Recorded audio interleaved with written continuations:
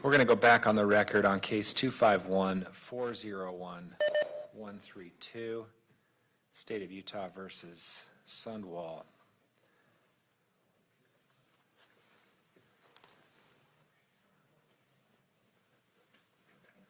Counsel, I indicated before the break that I would come back with a more definitive oral ruling as it relates to defendant's motion. I'm prepared to make that ruling right now. We ready? In reviewing this matter, I will note that there is no dispute that the state has complied with Rule 16A 5B, which requires the state to no later than 14 days before trial provide the defense with any exhibits the state intends to introduce at trial. While the court appreciates the difficulty the defense faces to sort out which of the approximate 10,000 odd messages the state will use as exhibits, the rule does not require more specificity than the general disclosure of text messages and or emails between defendant and alleged victim and or witnesses. I would cite docket number 184, state's notice of trial, witnesses, and evidence. I would also cite to docket number 209, state's amended notice of trial, witnesses, and trial evidence. This court is unaware of any rule or case law that would allow it to restrict the state to using at trial only those exhibits used during the preliminary hearing, so long as the exhibits used at trial meet all other requirements of the rules of criminal procedure and evidence. Consequently, the court denies defense's motion to limit the state to the text message exhibits used at the preliminary hearing. We ready to go? Yes, sir. Next witness.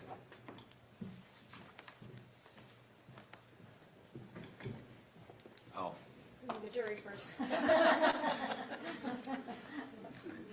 You guys have got me so worried about time now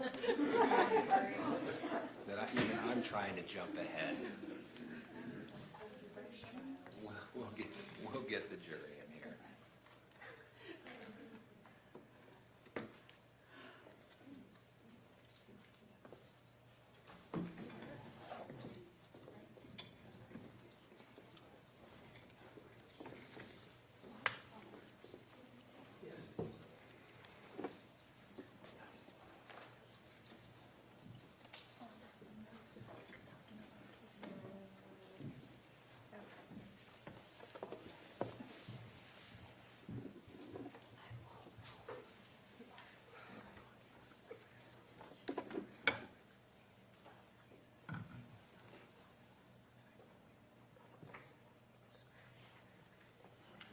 All rise for the jury.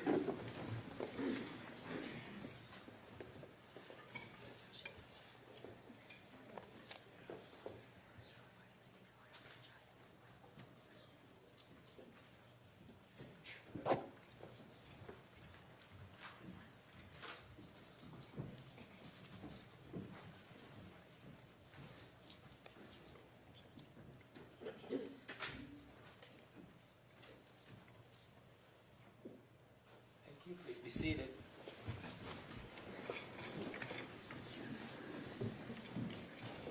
Ladies and gentlemen of the jury, welcome back. I hope you had a good lunch break. We're ready to get going this afternoon. Next witness. Thank you, Judge. The state calls Melissa Farney. Thank you. Please come forward. We'll get you sworn in. You just want to swear the testimony you shall give in the case now before the court will be the truth, the whole truth, and nothing but the truth, so help you God. Thank you. Come on up.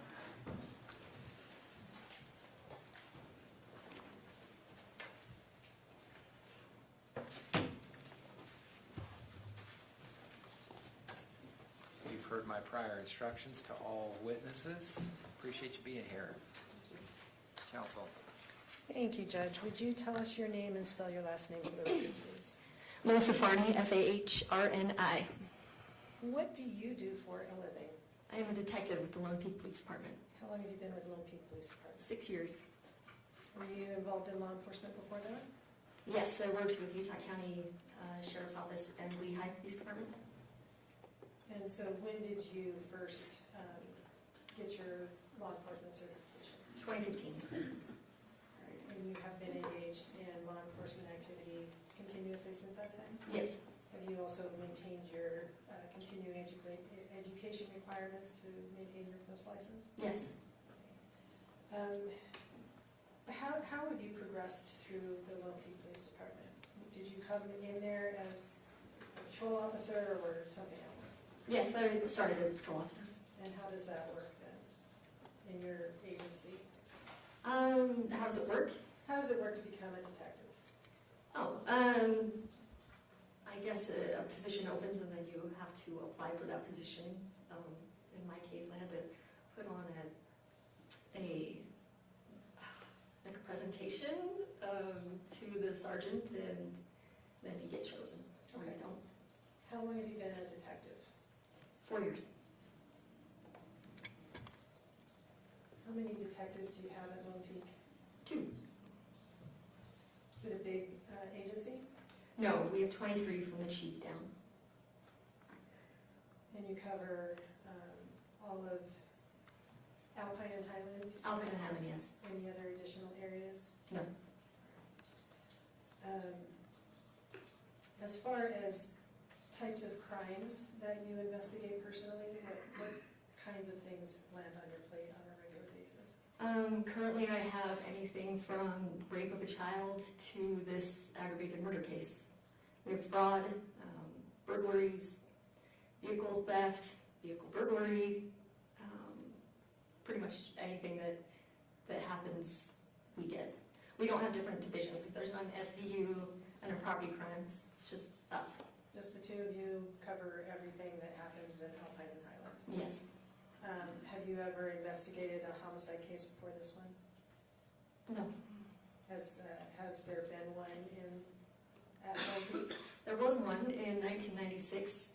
The only person on staff at the time was our chief, but he wasn't involved in the case. Okay, so 1996 was the last time there was any investigation, I'd say of this magnitude at your agency. Yes. How did you first become involved in this particular case? I was the on-call detective the night of August 12th, 2024. I received a call from Sergeant Ballon What time did you receive that call? around 10 p.m. And why did he call you? He called because normally we get called out for death investigations or like a burglary in progress or a sex offense. But there were some suspicious circumstances around this medical call, and so he wanted to tell me about it. What kind of information was conveyed to you at that time? He said that the patient had been found alone with a friend and her parents, that there was a diabetic needle in the room, and the patient wasn't diabetic. He said that the owner had said something about the friend being the beneficiary of a life insurance policy. And so what initially was your understanding of the reason that police were dispatched to that location? Like a full arrest, like it was a medical call. She was in distress. Why are police dispatched for a medical assist? We're usually driving around, and whoever can get there quickest, we want to render aid as soon as possible. Is that a regular activity of Lone Peak Police Department? Yes. And I can't remember already if I already asked you, but what time and day was that call received? The call I got, or the actual call? The actual call. I believe it came in through dispatch at 9:13 p.m., August 12, 2024. And so you got notified of it about 45 minutes later? Yes. What was your understanding of the status of the situation when you were notified by Sergeant Bellin? He said that they had transported her, or they were going to transport her. So as far as you knew, the person that was the subject of the call was no longer at that location? Yes. All right. What was your understanding when you received that call of who had responded from your agency? When I received the call, I didn't know. I found out the next day. And did you talk to those individuals? No, I read the reports. Who were they? It was Officer Jorgensen, Officer Osborne, and Officer Robinson. When you say you didn't talk to them, were they off duty by the time you came on duty? Yeah, usually the people that are working that late at night aren't there in the morning. Okay, so they had completed their reports and you reviewed those when you came in? Yes. Why didn't you respond that night? It was still a medical call. To be honest, it all sounded a little sensational. What do you mean by that? We don't usually get calls like that, the life insurance and the friend and the syringe, and where she was still alive, I was hoping I'd be able to interview her the next day.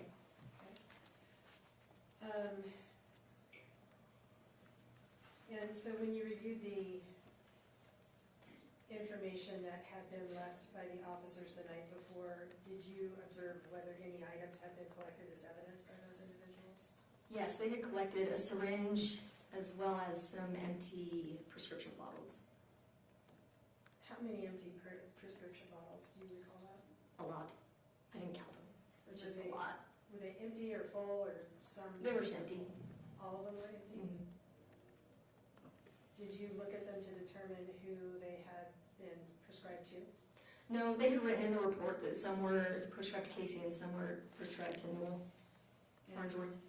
And your understanding now is Newell is who to Kacee? Her grandfather. Did you bring with you today the syringe that was found in Kacee's bedroom by the officers the night before? Yes. Can you show us that?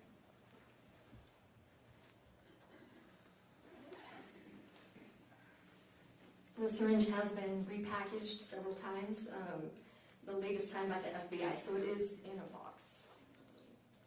This is item 2. The syringe is in the box. All right. And do we also have a photo of that? That would be Exhibit 31A. Just for the witness right now, thank you. Did you say 31A? 31A is what's coming up on the screen, and the state would move to admit Exhibit 31, which is the syringe itself.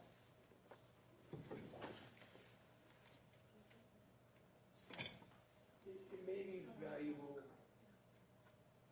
to label it on the list as with additional information than just syringe, since there's multiple syringes and multiple pictures. I can clarify that. That's not the syringe. That's the one that's on the nightstand. Sorry, let me back up. The reports that you received and reviewed the night, or you reviewed them on August 13th, is that accurate? Yes. All right. And you saw in the reports the syringe had been collected from the scene. Yes. Where was that located? Where was that syringe located when it was taken into evidence? In the patient's bedroom. Okay, and where in the patient's bedroom? On a nightstand. Okay, and that is Exhibit 31? Yes. All right.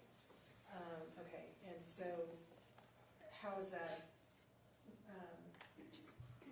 designated on your packaging there? Item 2. All right, item 2. And it says Exhibit 31 also.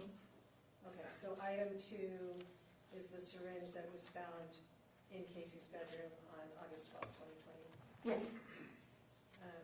And then if we could see 31A again, please.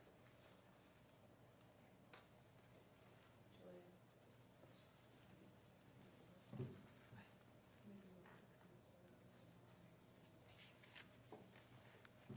Okay, I was wrong. It's Exhibit 164. It has already been admitted. Do you recognize that photo? Yes. And what do you recognize it as? That was the nightstand or little table that was in Kacee's room. The paramedics had picked up that syringe and put it in that spot. All right, so is it your understanding that that syringe is the one that you have brought with you today and we have marked as Exhibit 31? Yes. Thank you for correcting me, and statements to admit Exhibit 31. No objection. Objection. Court receive states 31. I guess we could publish it to the jury, Judge, I guess. It's just passing it along from one to the next. Would that be? They're going to get it. Can Okay. it see it? in a box? It is. Okay. I don't have an objection, but can't see the screen. Okay, we'll just. It's up to you, Ms. Thomas. That's why we have the photo, because it's just in the box, so, all right. Can you tell us, Officer Robinson gave us some idea, but can you tell us the process when an item is collected as evidence? Yeah, so you gather the item on scene, you put it in a bag, and then you write the location where it was found.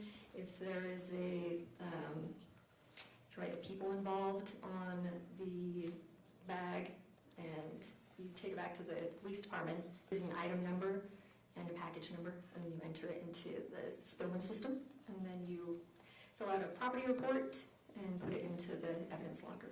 All right, and you mentioned that this is item number 2 Yes. in your marking procedure. Okay, and was that, as far as you could tell, the process that happened in this particular case? Yes. When you first got this case, what indicated to you that additional follow-up was recommended or suggested? In the officer's report, Officer Jorgensen, it had said that the paramedic had indicated that this was either suicide or foul play. So that was where I started. Why did that catch your attention? Because they had noted that a DNR had been mentioned, that life insurance had been mentioned. There was also all that, those empty medicine or prescription containers as well. So at the time when I reviewed those reports, it looked like it could go either way. At the time, did you have any idea what the source of the medical emergency was for Kacee Terry? He did put the CAD notes in his report, so it described what dispatch had told officers. So it said that it was basically Mark Farnsworth's words that she wasn't breathing very well. It was basically what dispatch was relaying. So it sounded like she was dying, basically, in the CAD notes that I read the next day. Okay, what are CAD notes? So in dispatch, when you get dispatched to something, it comes up on your computer, and then as they get information from the complainant, it shows up on the computer. So it's not always necessarily, doesn't always make sense right away, but usually you get the full picture, and by the end you can kind of tell what's happening. Okay. And did you have any indication from those CAD notes or from the reports that you had received up to that point what had caused this medical emergency? That next morning I did, yes. It said in his report also that they had received a follow-up call from Mark stating that Kacee's blood sugar was at 14 when she arrived at the hospital. All right, and given the information you had received up to that point, what did you do to begin your investigation? I called the hospital, and they advised that she was in the ICU, that she was still alive, but that she was in the ICU. And I believe officers on scene had told Mark that I would be in contact with him. I attempted to call him to have him come in and talk to me. I think he was taking Newell to a doctor's appointment, and I couldn't reach him at that time. So I started writing a warrant for Kacee's blood. Why did you want Kacee's blood? Well, with the blood sugar level being 14 and my very limited medical knowledge, I Googled it, and it said anything under 40 is life-threatening. And Was it important to you to have a sample of blood that was close in time to when this incident occurred? yeah, I wanted to get it as quickly as possible. Over the next few days, what happened to that warrant? So the warrant took quite a while to get. I don't know why. I don't know if the judge was busy that day, but it did take a while to get. I did speak with the family prior to receiving the warrant. And once you received the warrant, what did you do? I responded to Holy Cross Mountain Point Hospital in Lehigh and served the warrant. What does that mean, serve the warrant? So I found the director of the ICU, I don't remember his name, but he he received the warrant. He actually told me that we would be able to get blood. I met the forensic nurse there. We just happened to get there at the same time. And he told us we were able to get admission blood from Kacee. So we didn't have to get the blood from, what would that have been, 24 hours later-ish. So we were able to get blood from her admittance. All right, so just so I'm understanding, the blood that you obtained from the hospital had been taken when she was admitted the night before? Yes. All right. And what did you do with that blood? The forensic nurse took it to have it tested.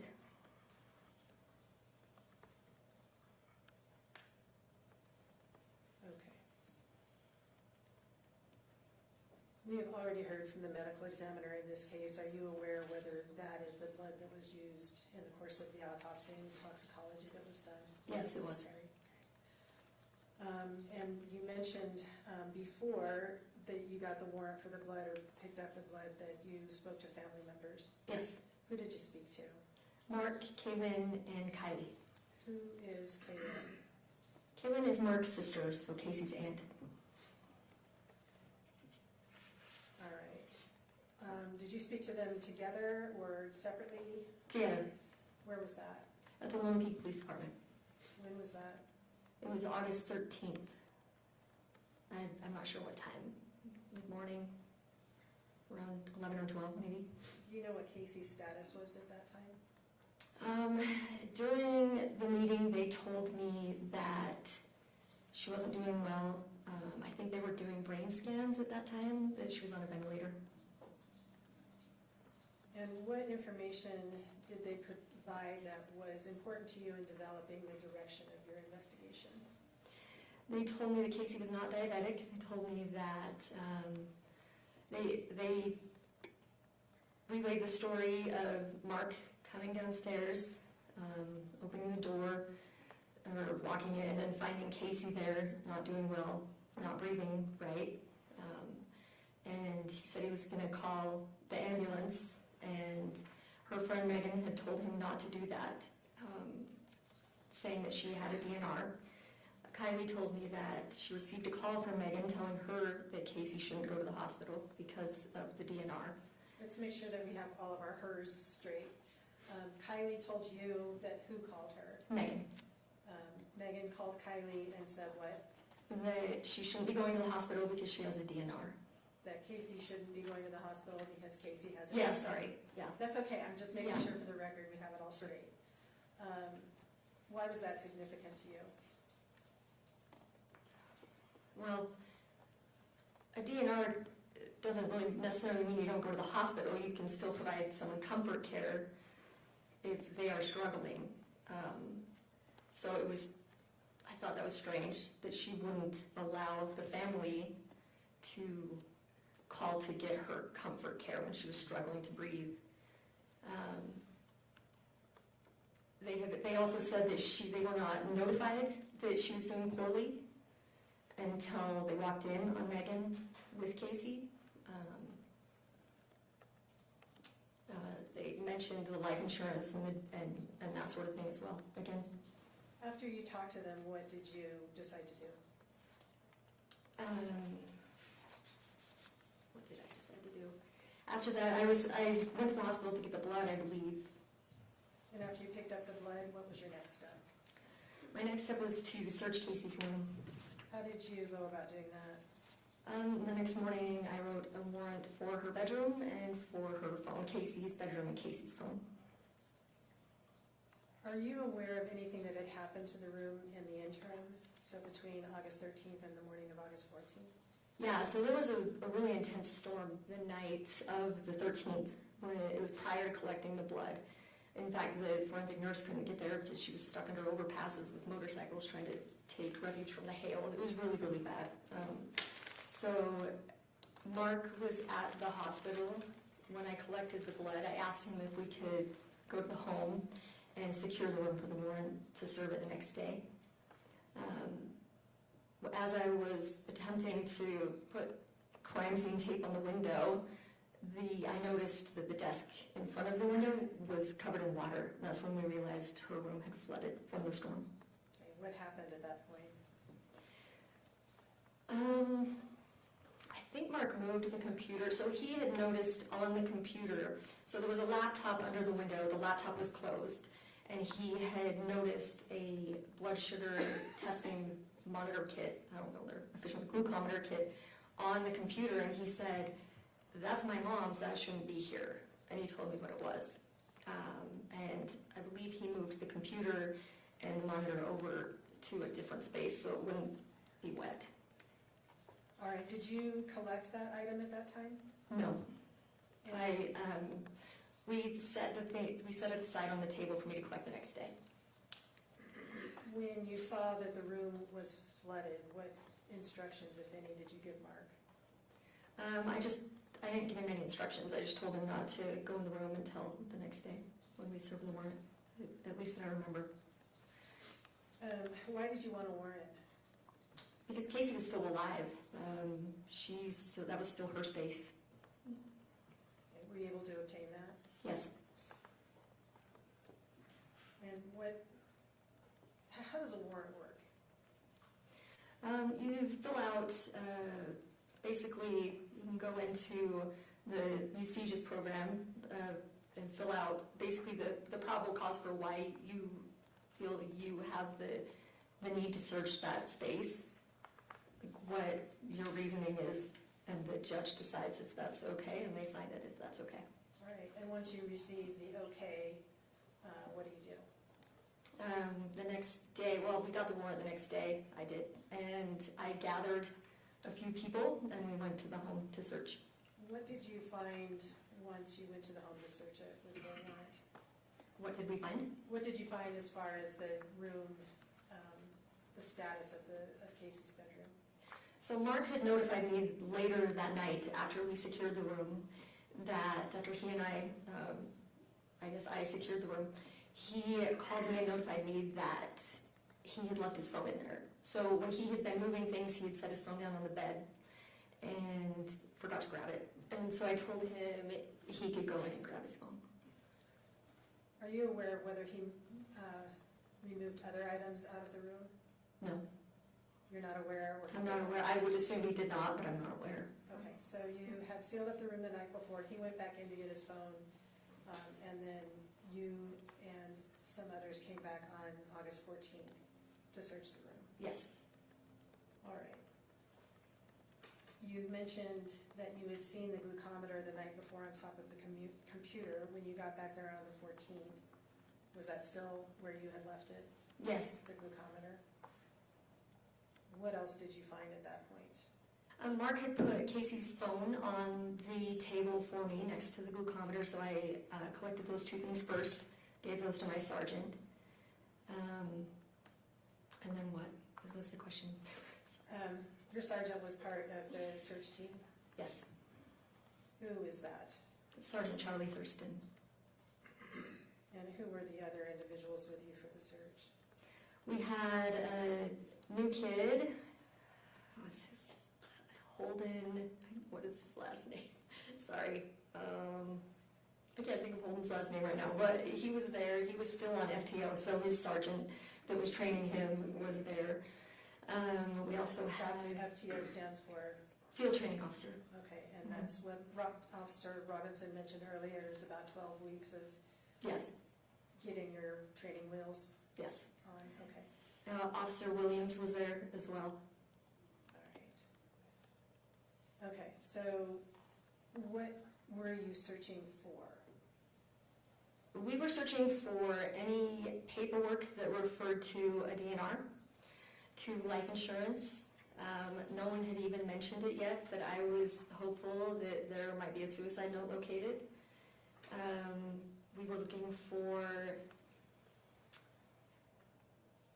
basically any information to corroborate either foul play or suicide. Where in the room did you all search? We searched the whole room.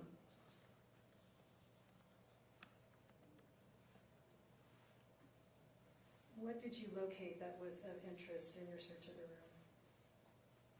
We located paperwork. There was a lot of paperwork. We were looking for life insurance paperwork. We found a couple things. I think we found some Warinsky funeral home paperwork, some old-looking life insurance paperwork. What else did we find? We didn't find a DNR. We didn't find a suicide note. Yeah. What did you do with the information that you located that you thought could be useful in the investigation of this matter? Well, because so many people had already been in the room, we just gathered all the paperwork and put it in a bin, and then I was going to take that paperwork back to the police department and look through it. So basically, there was me, Holden, Officer Williams, and I believe my sergeant came in and searched a little bit as well. So all of us that found something that we thought was relevant would go in the bin, and then we took it back. So it took me a while to go through that. All right, you didn't go through all that paperwork right then and there in the room? No. You all gathered items and put them into this bin? Yes. Are you aware of whether the closet was searched? There are 2 closets, correct? Yes. Yes, they were. Okay, and describe those closets for us, if you would. So the closet that was closest to the window, that was not closest to the bedroom door, was full of medical equipment. It was full of, there were some, I believe the shelves are pre-made shelves, like that came with the closet, permanent shelves. There were a lot of prescription bottles. There were dozens of syringes in there. There was tubing, like stuff for her IVs, all sorts of stuff. And the closet was stacked. It was very, very full. The other closet seemed like the more personal side. I think it had like a framed picture of her and one of her friends. It had more of like her items that it looked like she used every day on a shelf, and then some clothing. It wasn't quite as messy, but it was still pretty full. Did you empty out those 2 closets entirely in your search? No. Okay. You did your best to move things around and see if there was anything of note? Yes.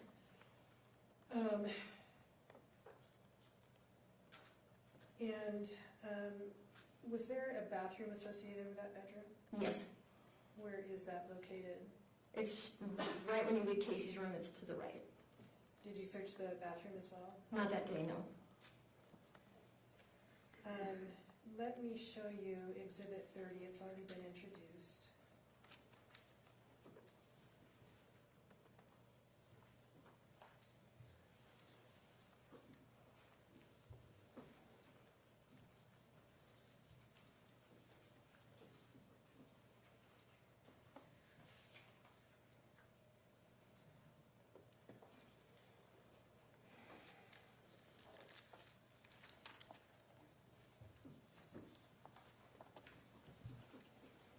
Staying here with us now.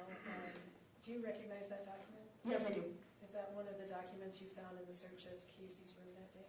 Yes.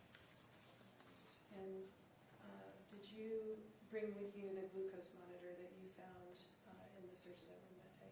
I did. Can you show that to us? Yes.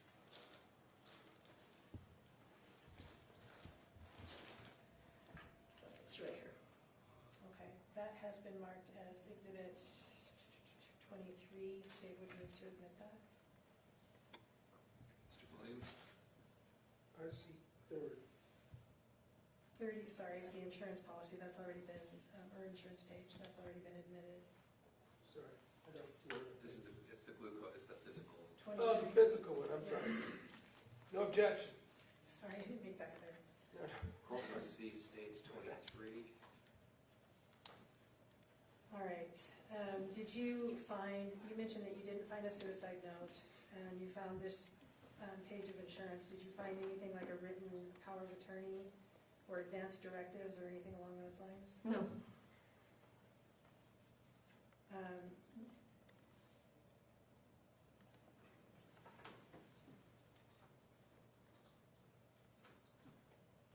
Did you search any other parts of the basement?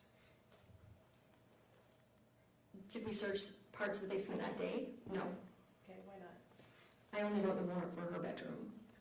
There were quite a few people living there with different spaces, and I only wrote it for her room. All right, now, when you first saw that glucose monitor, exhibit 23, you mentioned that it was on top of the computer. Yes. Can we, and I'm sorry, Chelsea, I'm not sure I know what exhibit number it is, the photo of the room, I think it's 7.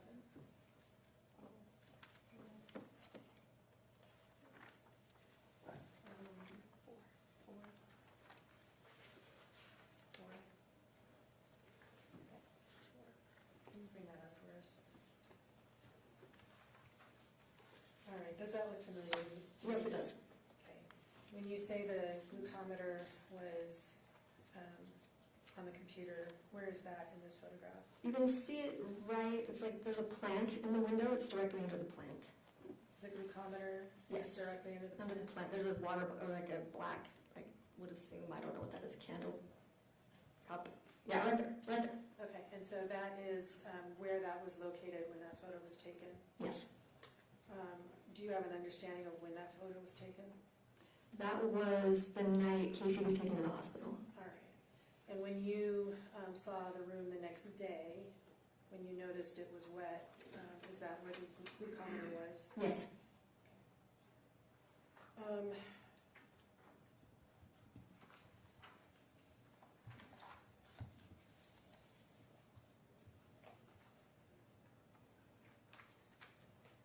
Was the search that you conducted of the room, of Kacee's room, did that include trash cans? Yes. I don't remember a trash can being in there, though. Okay. What did you do with the glucometer once you received it, or once you took it into evidence? We took it into evidence. The glucometer is quite the backstory. We took it into evidence, and then again on the 19th, when we went back to do a consent search of Kacee's car, Mark had asked for it back. He said that it was his mom's, and so he had come in on the 19th to pick it up. So we gave it back to him, and then I believe he brought it back in for us on January 9th. So after January 9th, we looked into the history of the monitor. How did you look into the history of the monitor? We called customer service for Freestyle Light and had them walk us through it. What kind of information was stored on that monitor, or that, glucose monitor? The readings, when you take a reading, it stores that info.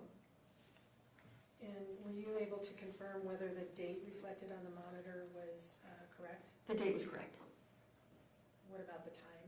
The time was not. The time was 1 hour and 5 minutes off. And then when we factored in daylight/standard time, it ended up being 2 hours and 5 minutes off. All right. Did you create a chart that, what did you do once you got the information about how to access the information on the glucometer? So we accessed August 12th. We noticed there were 19 readings in 10 hours. We photographed each reading and made the chart. Okay. And if I could show you Exhibit 10 then. Do you recognize this chart? Yes. And was that the chart that you yourself created once you had obtained the information off the glucometer? Yes, I made a handwritten version and someone made the actual chart. Okay, all right. And so it says monitor time and actual time. Tell us about those two columns. So the monitor time is the time that shows on the glucometer, but the actual time would have been 2 hours and 5 minutes after that time. All right, so you created a column that had the time that would have been correct. Yes. Okay. And then what's BG level? That's blood glucose level. And that is also stored on the glucometer? Yes. Okay, Exhibit 10 I think has already been admitted. Oh, then it has not. The state would move to admit Exhibit 10. No objection. Thank you. Court will receive states 10. Wish to publish? Yes, please. Thank you, Brooke.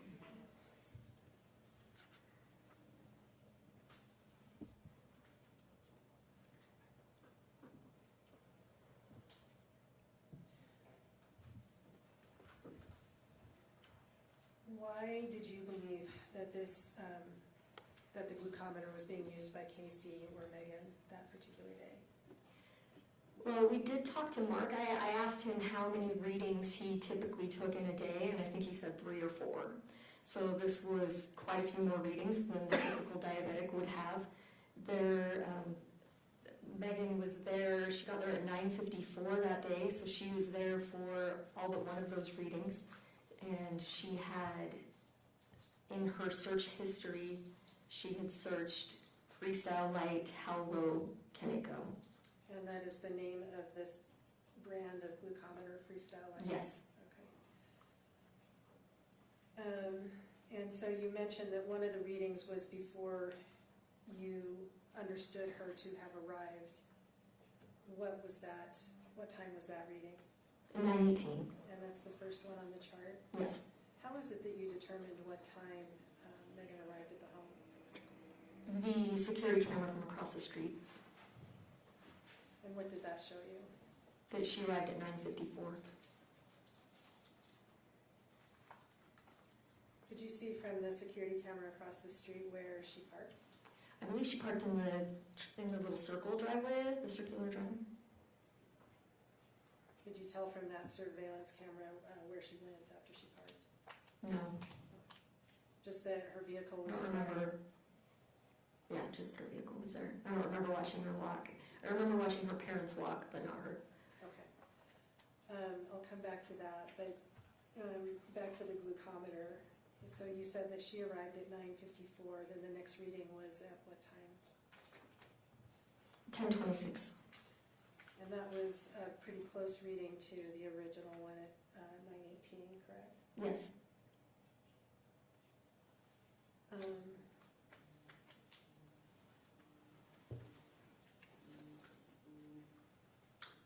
Skipping down to about 12:57. You see that? Yes. What was the glucometer reading at that time? 69. And so that was about 18 points lower than the original level at 9:18. Yes. 22 minutes later at 1:19 p.m., what was it? 64.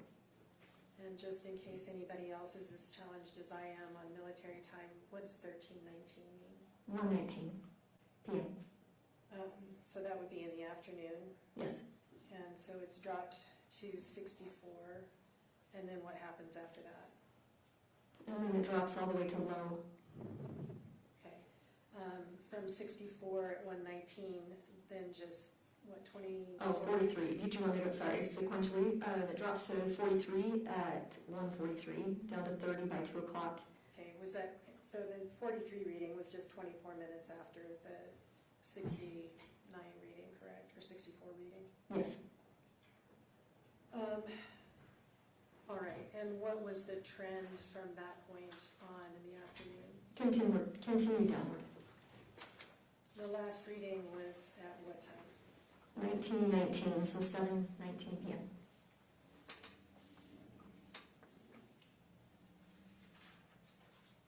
What time was 911 called again? 911 was called at 9:13. All right, and from the point that the glucometer was too low to register, well, that is jumping ahead. What did you learn, or did you find out what the designation low means? I did. When we were speaking with customer service, he advised that low is 19 or less. Okay. It will read down to 20. And so once it goes below 20, the glucometer can no longer register it? Yes. And after it started reading low, that would be at 4:17 p.m.? Yes. And 911 wasn't called until 9:13, you said? Correct. Okay, 5 hours later. Right. That was also consistent with what we had heard from fire. They said that their equipment could not read her blood sugar. It was too low. All right. And you learned from the hospital that it was 14 when she arrived? Yes. After you did the search of Kacey's room, did you return to the home? Yes. We can take that down, Chelsea. When did you return and why? On the 19th, for the consent search of Kacey's car. Okay, what's a consent search?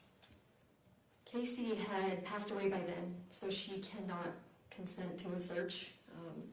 So her next of kin can tell us that we're allowed to search that vehicle. Why did you want to search the vehicle? We wanted to see if there was anything related to the incident in the car. All right, and so you went to the home on the 19th. What happened when you got there? Well, let me back up. Did you hear from anybody from that home in between the search on the 14th and when you returned on the 19th? Yes, Who did you hear from? from Mark Farnsworth. What did he notify you about? He had called me on Sunday to let me know, it was Sunday the 18th, that he was going to empty the garbage. He had found a Fanta box in the garbage, and then when he went to smash the box, he realized there was something in there, so he said that there were items wrapped in a towel in the box. He said that it was a vial of insulin. The box that the insulin came in, the instructions, a syringe, and then the orange cap that comes off of the insulin. The little, I guess, security seal or whatever. And he indicated to you that those were wrapped in a towel. Yes. What did you tell him to do about what he found? I asked him to set them aside for me, put them in a bag for the next day, because we were already planning on coming. When you arrived on the 19th, how did that visit go? So the first thing we did was ask Mark for those items. So he took us out to the garbage. He showed us the Fanta box, where it was in the garbage, and then he gave me the items that had been in the box, and he'd put them in a bag. We earlier saw body cam footage of Mark showing you the Fanta box and then throwing it back in the trash. Do you recall that? Yes. And so, did you have any objection to him throwing away the Fanta box? No. Should you, with hindsight, have collected that? Probably. At the time, I thought the items in the box were more important than the box, but I probably should have collected the box. Did you collect the towel that the items have been wrapped in? No. Why not? I didn't see the towel, but probably same reason. Okay. All right, so he gave you the items, showed you where they had come from. What did you do with the items once you received those? I booked them into evidence. All right. What did you do? Well, let me show Exhibit 7, which has already been introduced.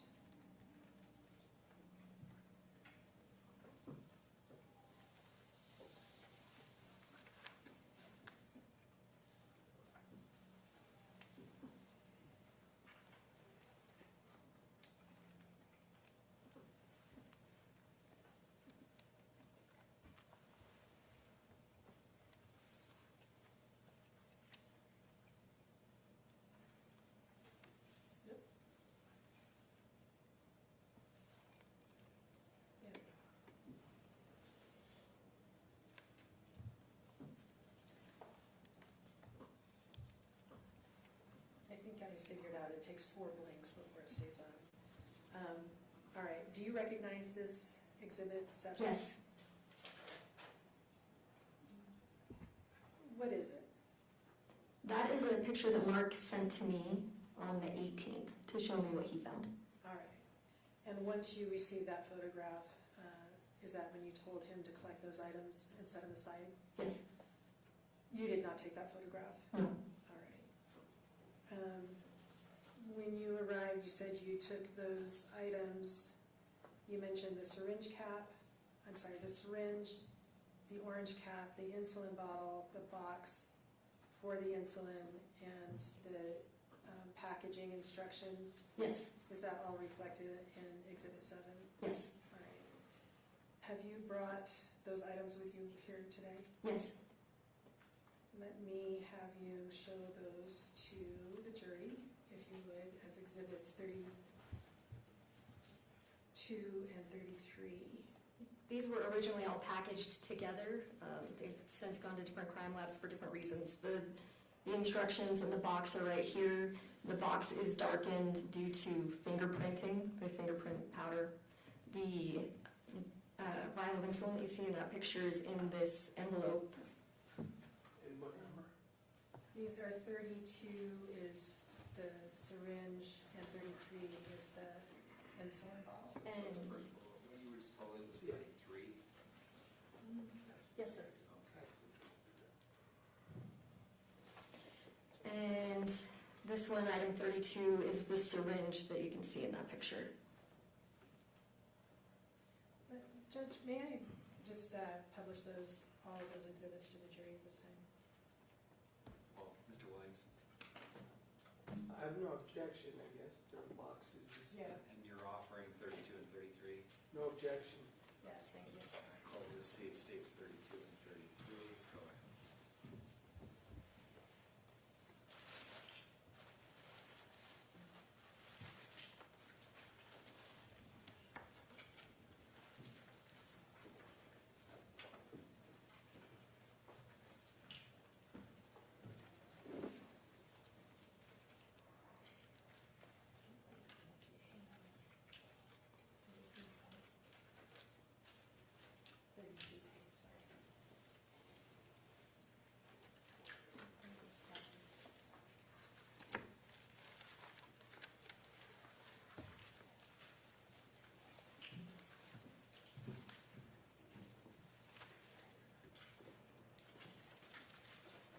Every time we open those, you have to reseal it and reinitial it so you can see they've kind of gone through the ringer with testing.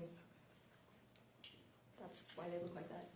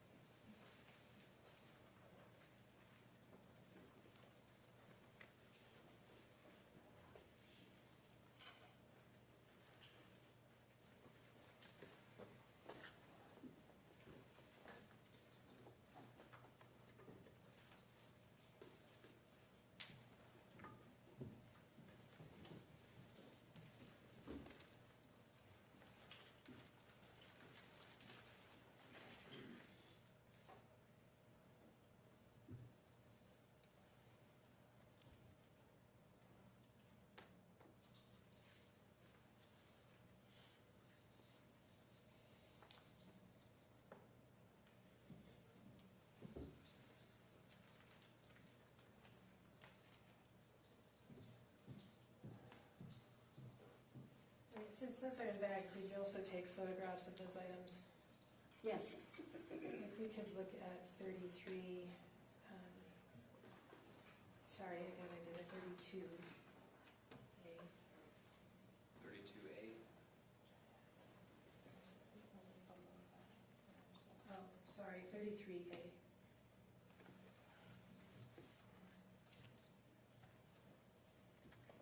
Okay. And is that a photo of the insulin that was located in the box? Yes. State moves to admit 33A. Mr. Williams? Can I get some validation as to when it was taken, where, et cetera? When was that photograph taken? I'm not sure. How are you sure that it's the same item that was retrieved from the Fanta box on August 19th? I was attempting to research that lot number to find if the insulin had been found within the home or brought into the home. So I had taken it out of evidence to take a picture of that lot number. All right, and then what did you do once you took the photo? I repackaged it. So you're, Requesting along foundation and date? do you know the date? No. Does the photo accurately represent what you saw at the scene and what you removed from evidence, regardless of the date?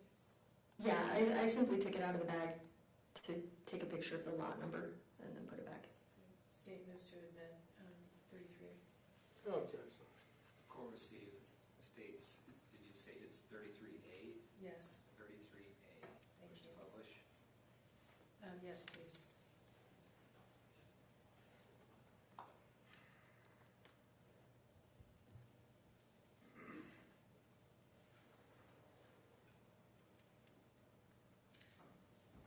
All right, so Mr. Farnsworth gave to you the items from the Fanta box that you took into evidence. Did he provide you any other items at that time? Yes, he did. Hold on just a second. We've got a juror. Sorry, just need a bathroom break. Okay. That's fine.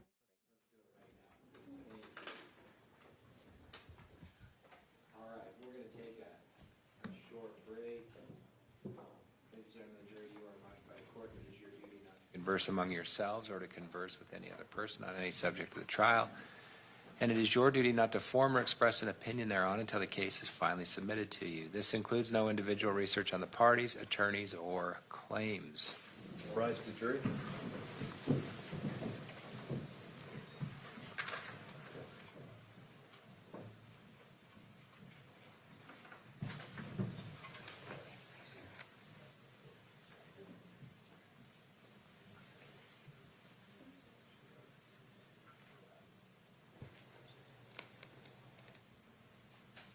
Please be seated. Kessel, let's come back at 10 after. 10 after. Thanks.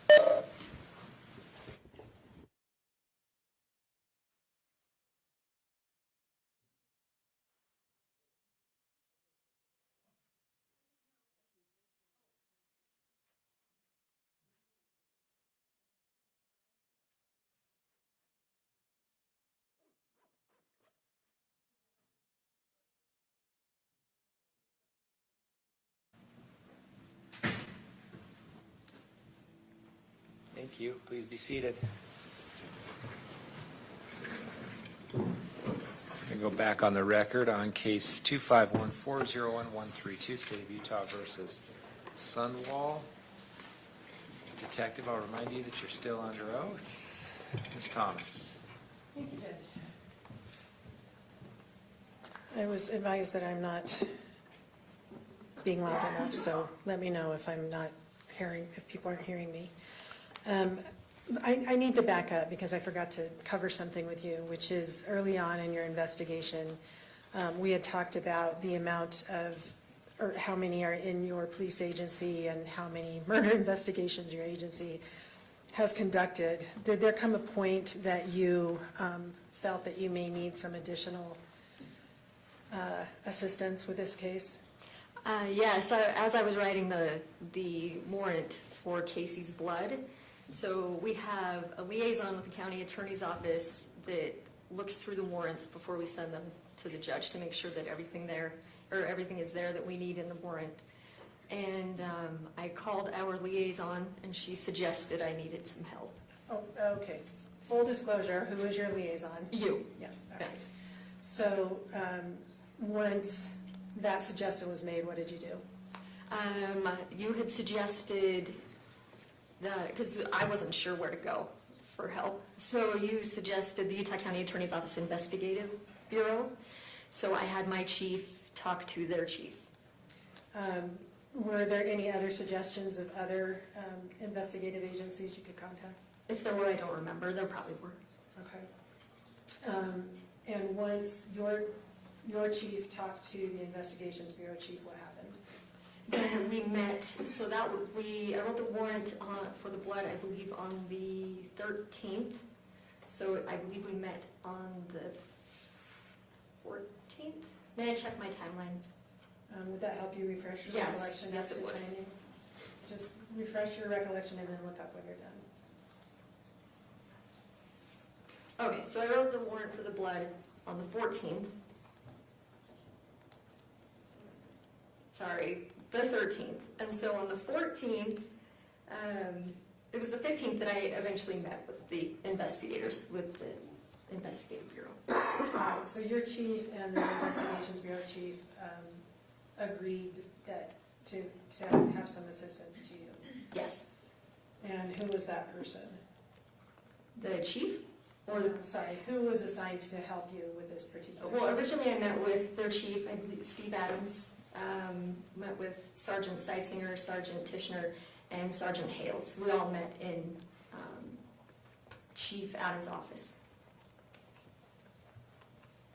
And was any representative from the county attorney's office, the attorneys themselves, present at that meeting? No.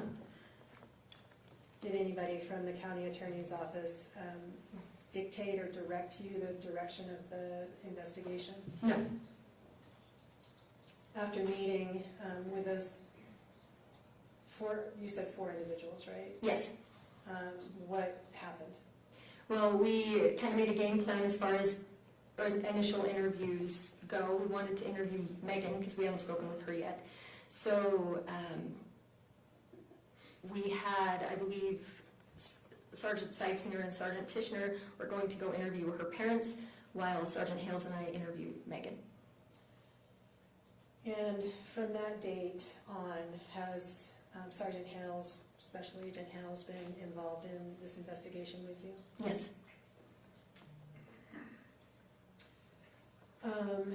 And then you had mentioned when you were talking about this search of the closet during the execution of the search warrant of Kacee's room.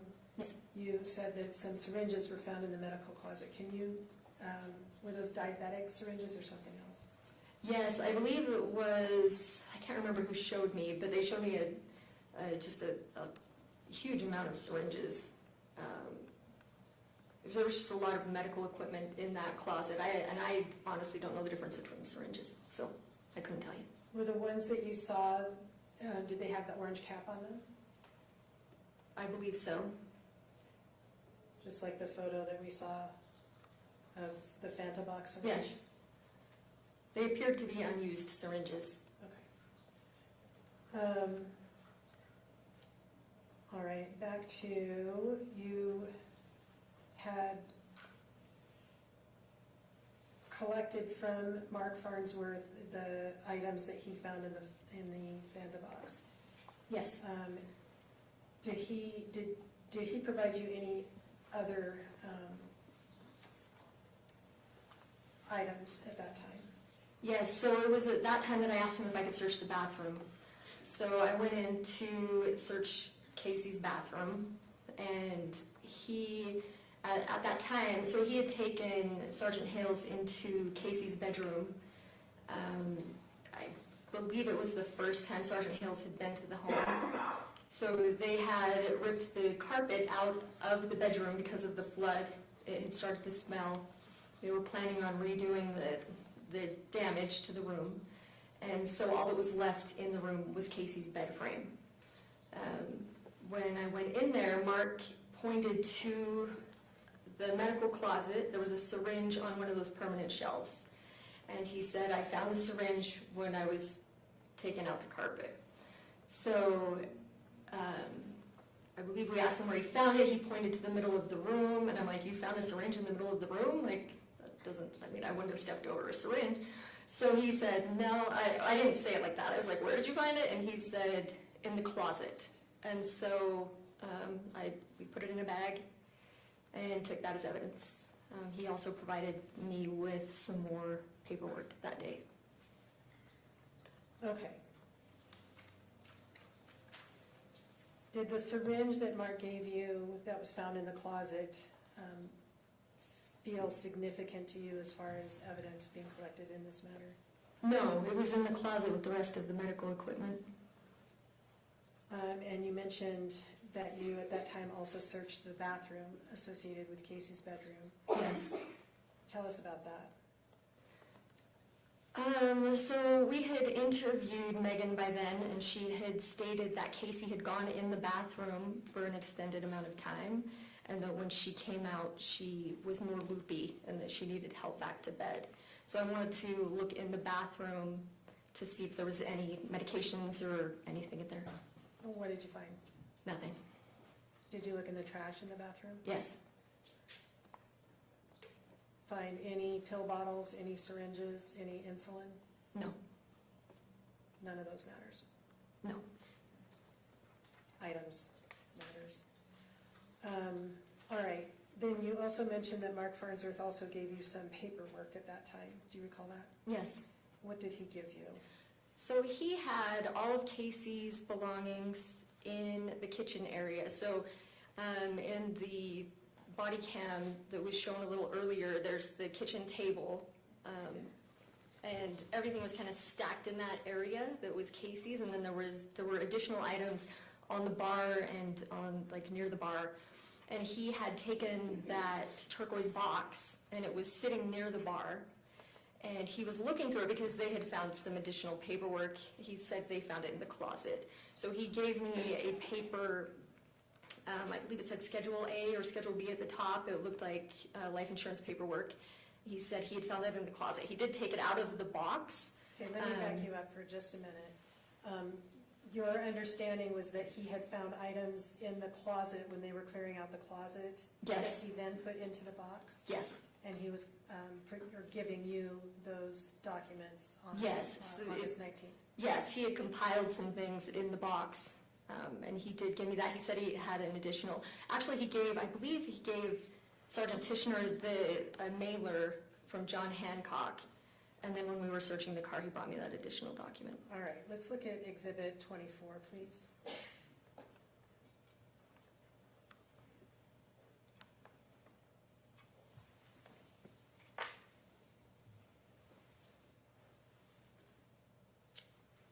Okay, do you recognize this item? Yes. And is that a fair and accurate copy of what Mark gave you on August 19th? Yes. 24, state moves to admit Exhibit 24. Mr. Williams, No objection. court receives states 24, can be published.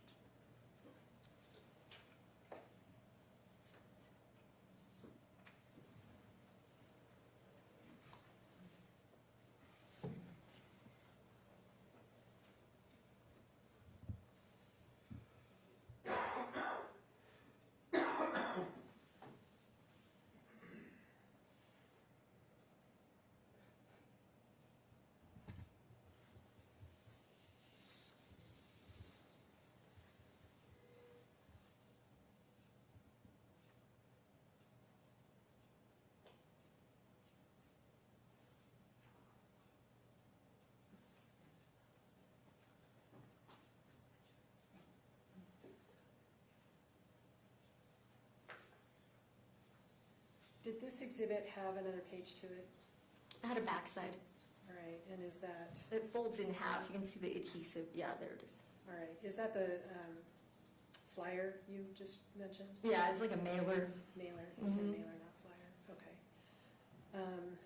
All right, that's been admitted. Can we take a look at Exhibit 8, please?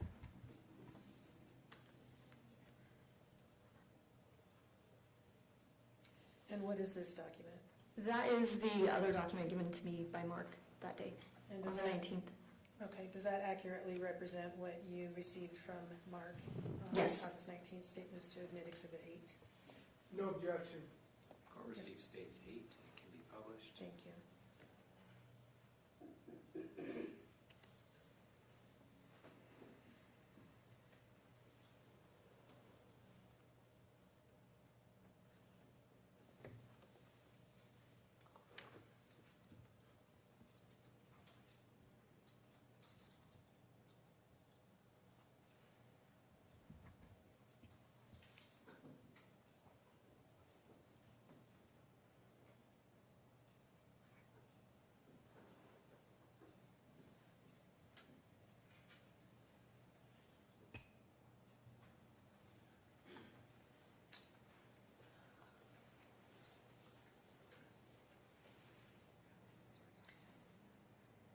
Okay, so when you went to the house on August 19th, just to recap, you received from Mark these two insurance documents, the syringe he'd found in the closet, and the items from the Fanta box.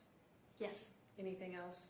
Not from Mark, no. We did find some items in the car. All right, and so that's the next question, is what did you do after receiving those items?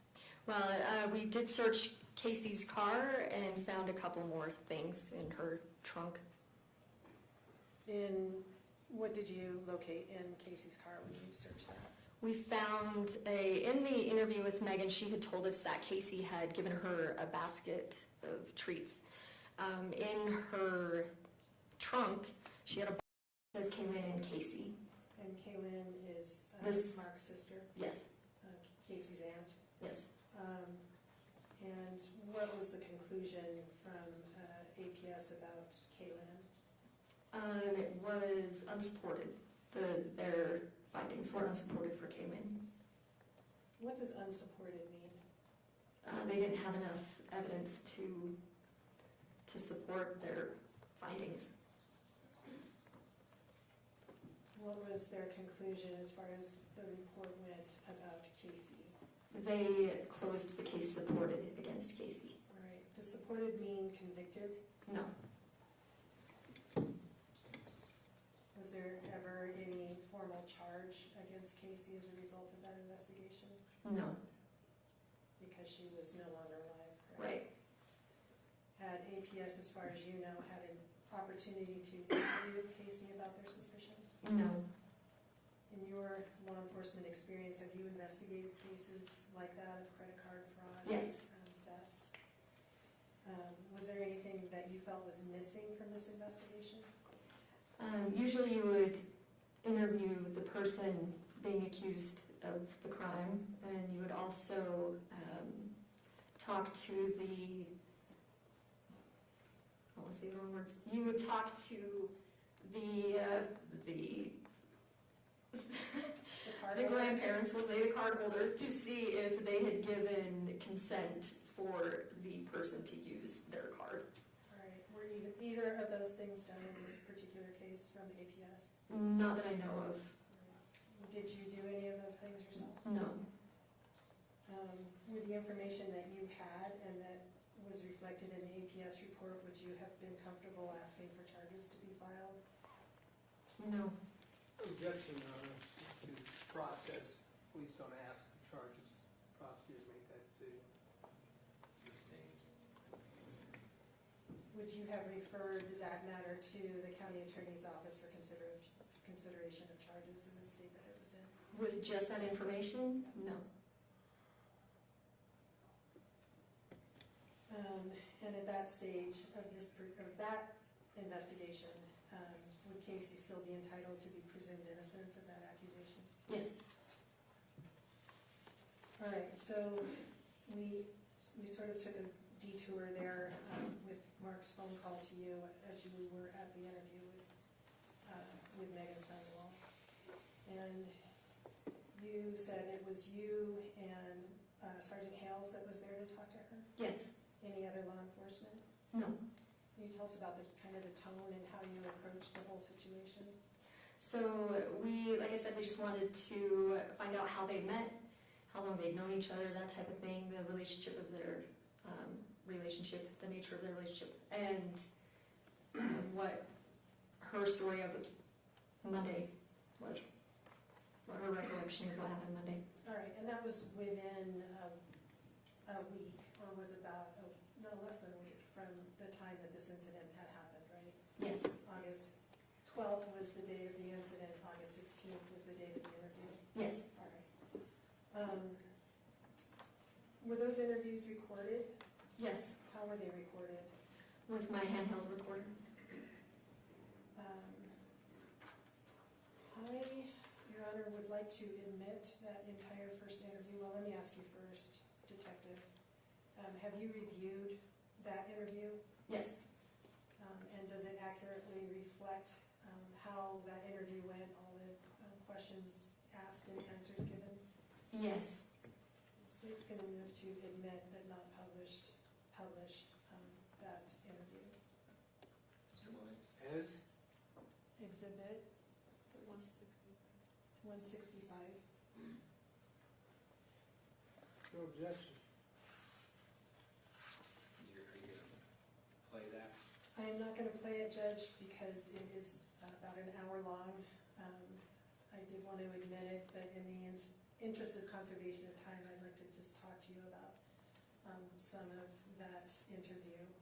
You're offering it, though, is that correct? I am offering. Okay, so for the record, the court will receive states 165. Thank you. How did that interview start out? We introduced ourselves and asked her how she knew Kacee. How and what did she tell you about that? She told us that she met Kacee when they were both working at Chrysalis, a residential adult treatment center, I believe, for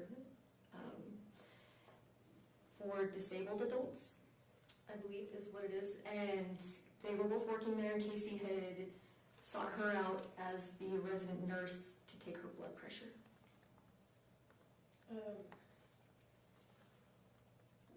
Did she tell you about when that was? I think 20, no, I don't remember. Okay. What else did she tell you in the course of that interview about, well, you said that Kacee had asked Meggan to take her blood pressure. Why was that significant to you? She told us that she was a nurse and that she took her blood pressure and it was high, which showed us that she knows, I guess, basic medical knowledge. Did she tell you about what had gone on that day, August 12th? Yes, she prefaced it with that Kacee had been sick for a long time. We had heard that she had had cancer, so Meggan was still under the impression that Kacee was a cancer patient. She told us that Kacee had been on hospice, I believe, since April, that she had been conversing with the doctors and nurses and helping with her care. Can I interrupt you for just a second? You said we had learned that she had cancer. Who's we? Well, I had learned that she had cancer as the case was unfolding, the next day. So as she went to the hospital, her uncle had told dispatch that she was sick and that she had cancer. In the reports the officers had written, it stated she had cancer as well. Did you learn otherwise before you talked to Meggan on Yes. How did you get that information? The family told me that they had learned she didn't have cancer while she was in the ICU. All right, so you knew that when you went to this interview with Meggan on the 16th? Yes. Okay. You were talking about that she prefaced or started her explanation of what happened on August 12th by telling you that Kacee had cancer. Yeah, she was giving us the backstory of Kacee's health. So she was talking about hospice. She had told us that Kacee had broken her femur in 3 places, I believe, a few months prior. And then she told us what happened that day. Did she tell you what they had intended to be doing that day? Yeah, she said that she was going over there to watch movies, just to hang out, is what their plan was. What did she tell you they did after she arrived? She said that they started watching The Blind Side, and Kacee fell asleep. And what else did she tell you after, what happened after Kacee fell asleep? She did say that upon her arrival, Kacee was slurring her words. And she said that she fell asleep when they were watching The Blind Side. She said that she had woken up to use the bathroom, that she had gone into the bathroom and that she was there for a long time. That Kacee had gone to use the bathroom and Yes. for a long time? Yes. What did Meggan tell you she did when Kacee went up to use the bathroom? She said she took the dog out. All right, and what did she say happened after that? She said that Kacee wasn't coming out of the bathroom and that she was pounding on the door trying to get her to come out of the bathroom. She said Kacee eventually came out of the bathroom at 2 or 2:30, I believe is what she said, and that she was acting even more loopy and that she had to help her back to the bed. Did she give you any indication during the course of this interview what had caused Kacee's medical condition that day? She said she didn't know what happened. Did she mention anything about pills? I think she said when she got there, Kacee had taken some pills out of a little box, but she didn't know what they were. She had told us prior to, like when she was going through the medical knowledge about the hospice and the nurses and doctors, she had said that she spoke with, or that she had been in contact with Dr. Mastower in relation to Kacee's care. So during, when she was going through the timeline of the 12th, she did say that she had contacted him. All right, were you able to confirm or deny whether that happened? She did send who she thought was Dr. Mastower a text, yes. Can we look at Exhibit 37, please?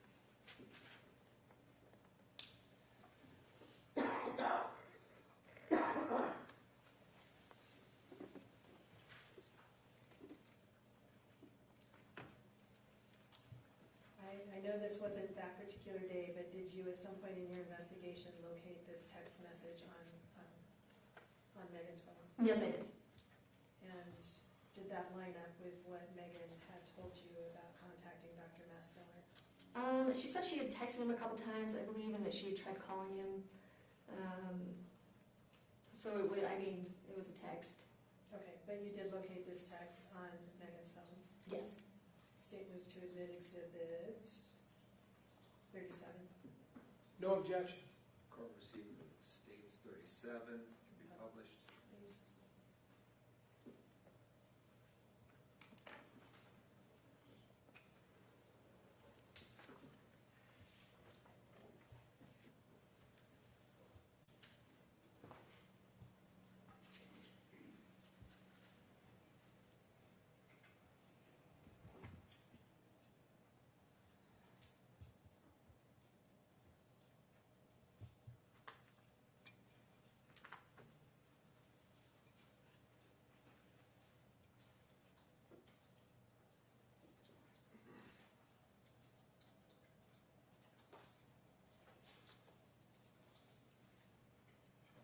Do you see in Exhibit 37 the phone number that text message went to?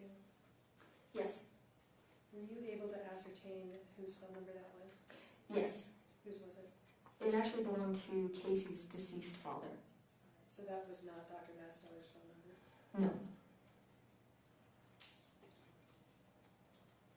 Did you also, looking at the phones in that time frame of what Meggan was describing happened to you, did Meggan also locate, or did you also locate a text that Meggan had sent to her mother? Yes. If we could please take a look at, I'm sorry, back on Exhibit 37, what was the, I wasn't fast enough, bring that back up. What was the time of that, when that text message went? 12:47. 12:47. And if I could.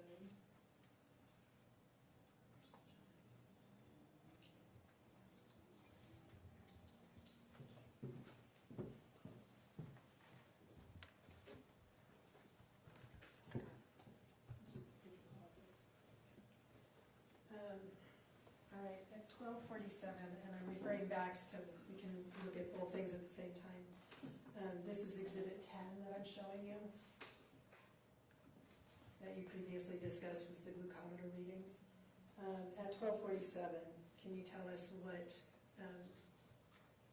Kacee's blood glucose level was? It looks like it would have been somewhere between 76 and 69. Okay. And then, did you also locate a text that Meggan had sent to her mother, Renee? Yes. And that is Exhibit 27. If we could take a look at that, it's already been admitted, I believe. No. Is that it? 27 was, yes, that is. Yes, thank you. So if we could publish that. All right, and this was,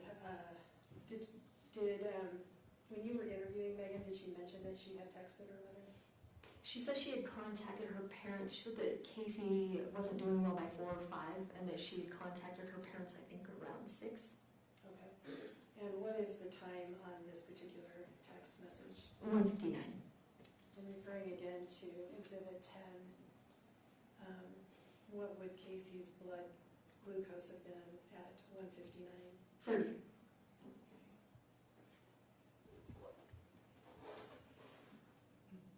Turning back to the interview summary.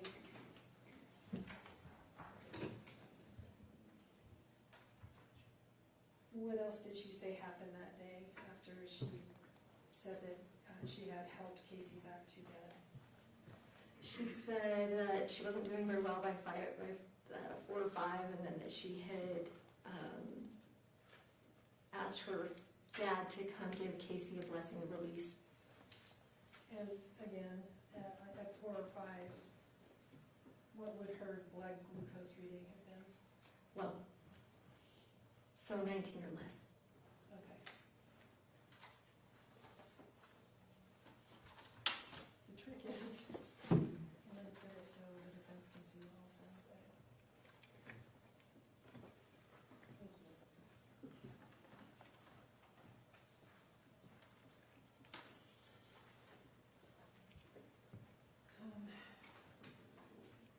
Okay, so it was reading low when she said she wasn't doing well. What did she say, do you recall, about watching Kacee as Kacey's condition deteriorated?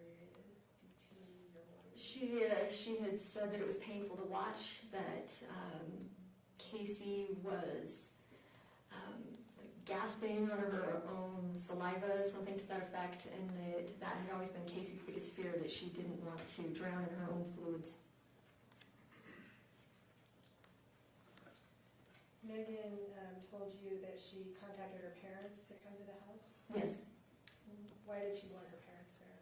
She wanted her dad to come give Kacee a blessing of release. Did she tell you whether that happened? Yes, they did come. They did come. Did she indicate what time they arrived? I don't remember. Did she mention a telephone call with Kylie?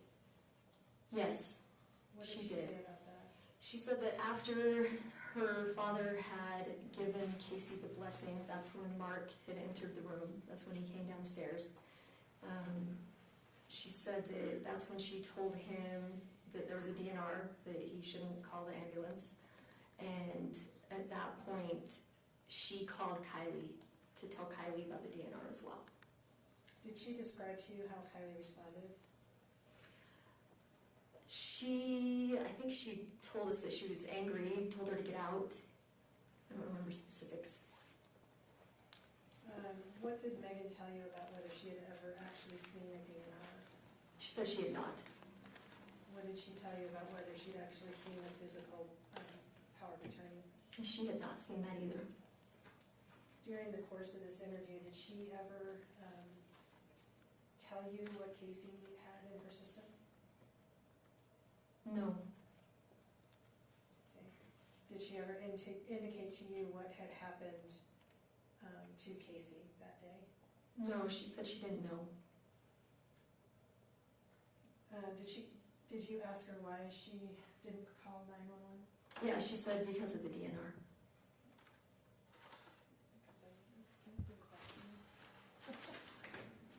Actually, I did remember something.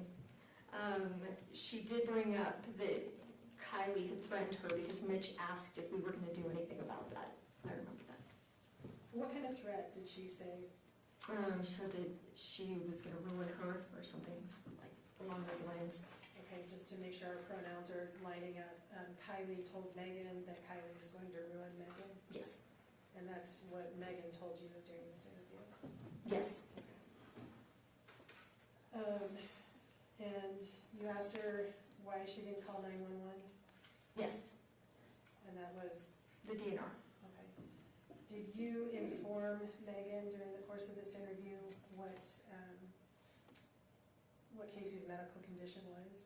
Yes. We let her know that Kacee had passed away. How did she respond to that? She appeared sad. Okay. In what way did she appear sad? She sniffled and hung her head for a minute, I guess. Okay. Did she tell you about the You mentioned that she had described to you Kacee being on hospice. Yes. What did she tell you about that? She said that she had been in contact with the doctors and nurses that were taking care of Kacee. She was contact for Kacee's medical care, and so they were going through her. She said that they were sedating her to help her pass. Like sedation therapy, I believe, is what she said. Did she tell you how she communicated with these people? Yes, she said that they would contact her through Kacee's phone. Did that raise any questions in your mind? Yes, we did try to clarify that several times. Asked her if she had spoken to any of them on the phone or had met any of them in person. She had said no. In the course of your investigation, did you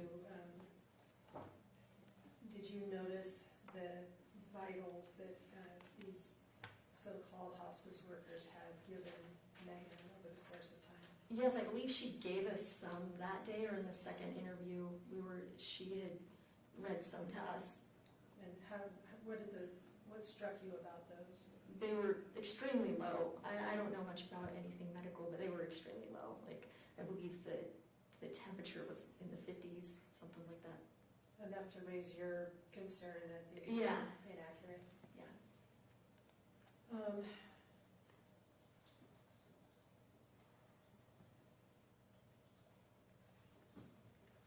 Before the interview was concluded, did you ask Meggan for anything? Yes, we explained that it would be important to corroborate her side of the story, to see the text messages that she was telling us about, so we asked her for a consent search of her phone. Did she agree to that? Yeah, she said she had nothing to hide. Did she provide you the phone right then and there? No. What did she do? I can't remember why she didn't want to give it to us right then. She said that I thought she was going to bring it in later that day or another day. And then she was coordinating with Sergeant Seitzinger. When we were searching the car, we were notified that he was on his way. So that next Monday on the 19th, he was on his way to pick up her phone. So that's when he received it. Okay, just for our timeline then, you asked her on the 16th for her phone. Which was Friday, yes. And she provided it to Special Agent Seitzinger on the 19th? Yes. Do you remember specific language from that interview about what she knew of what Kacee took or what happened to her that day?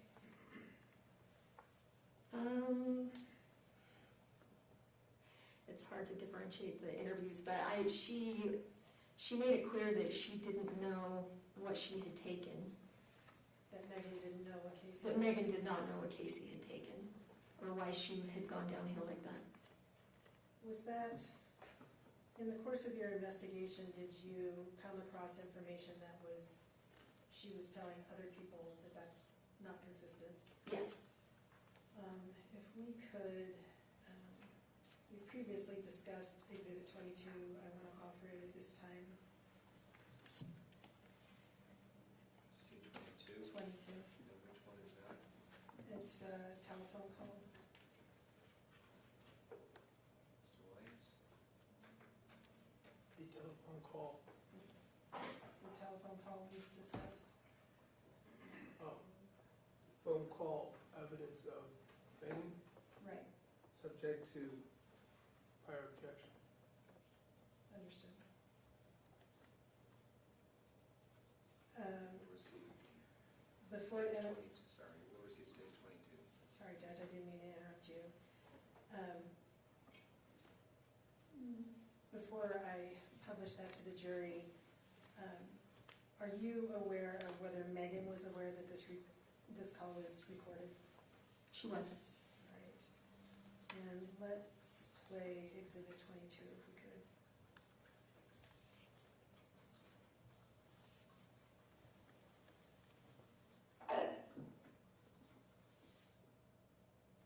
I thought maybe I needed to know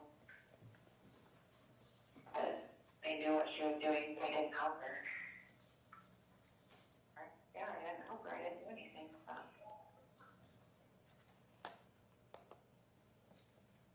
so she told you on the 16th that she didn't know what Kacee took or what happened to her, and then you had this phone call where she's saying maybe I should say that I didn't help her. Yes. Did you conduct another interview of the defendant after Yes. the first one? When was that? That was on the 21st of August. I believe it was the next Wednesday. Why did you do another interview? It was at Meggan's request. Why did she want to talk to you, do you know? She had questions about the investigation. Where was this interview conducted? She met Sergeant Hales and I at the Utah County Attorney's Office Investigative Bureau office. Let me ask you about that office real quick. Is that located in the same building as the Utah County Attorney's Office? Yes. Is it located on the same floor as the Utah County Attorney's Office? No. Do the attorneys in the office have access to the Investigations Bureau? I honestly don't know. Is it a locked facility? It is locked. You have to get magic permission to get in.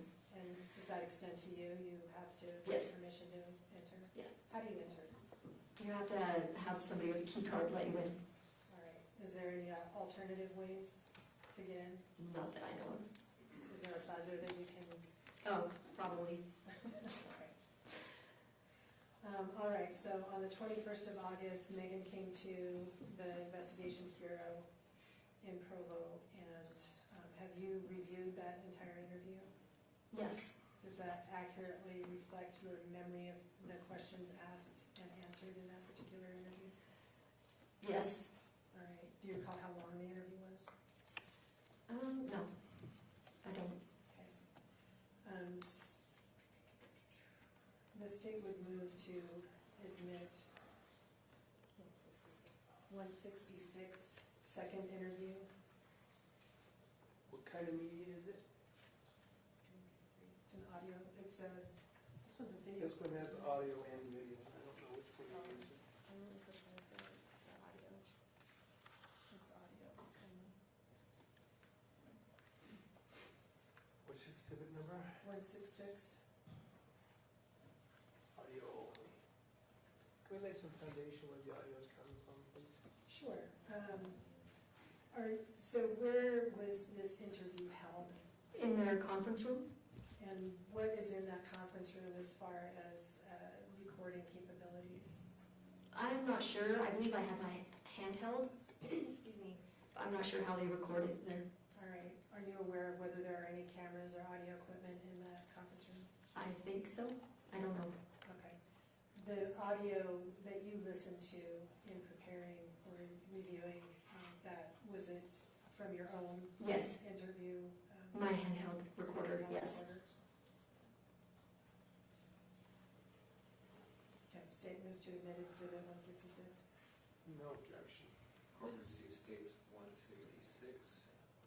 And again, in the interest of time, Judge, I'm not going to publish it at this time, but would like to ask the detective questions about that interview. What did she first want to know when she came in? She wanted to know if there would be an autopsy done on Kacee. What did you tell her?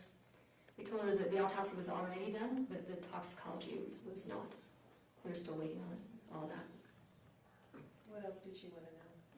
She told us that Kacee had told her that when she passed away to call her attorney, Derek Marshall, and that Kacee's attorney, Okay. Derek Marshall, and contact him about further steps. Did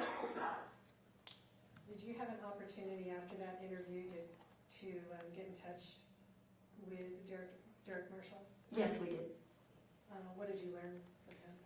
Well, she told us that she spoke with him and that he directed her to the blue box, the turquoise box, and that he told her everything she would need would be in that box. And that's what Meggan told you, he instructed her? Yes. Okay.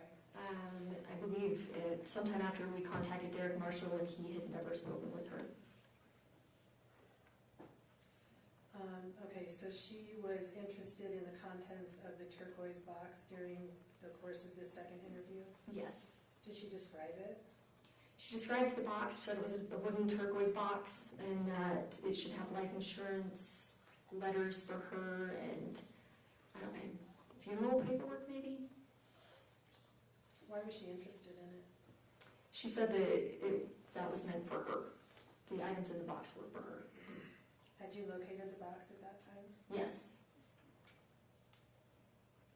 She told us the box was locked.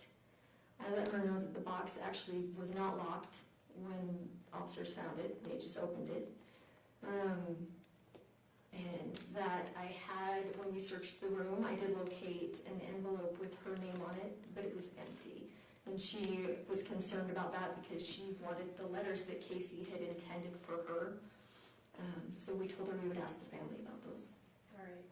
And we saw a video, a body cam from Officer Jorgensen earlier where Officer Robinson took the box down from the closet shelf.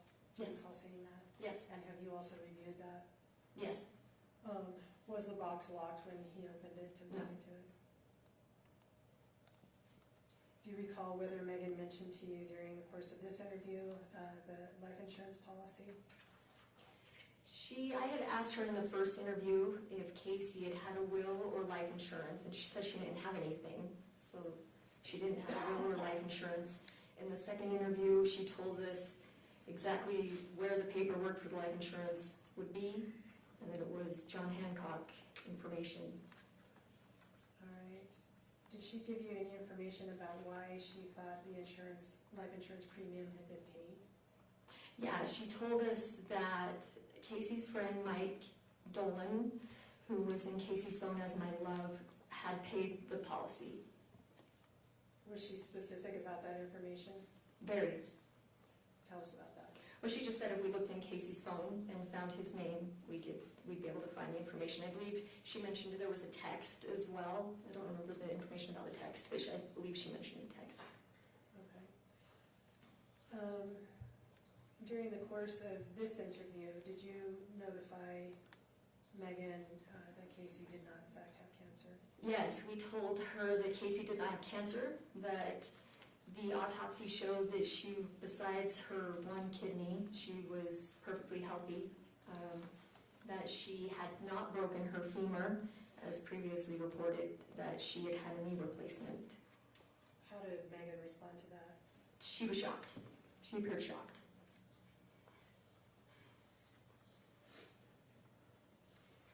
And at that point, did she again describe to you what had happened that day? Yes. What did she tell you?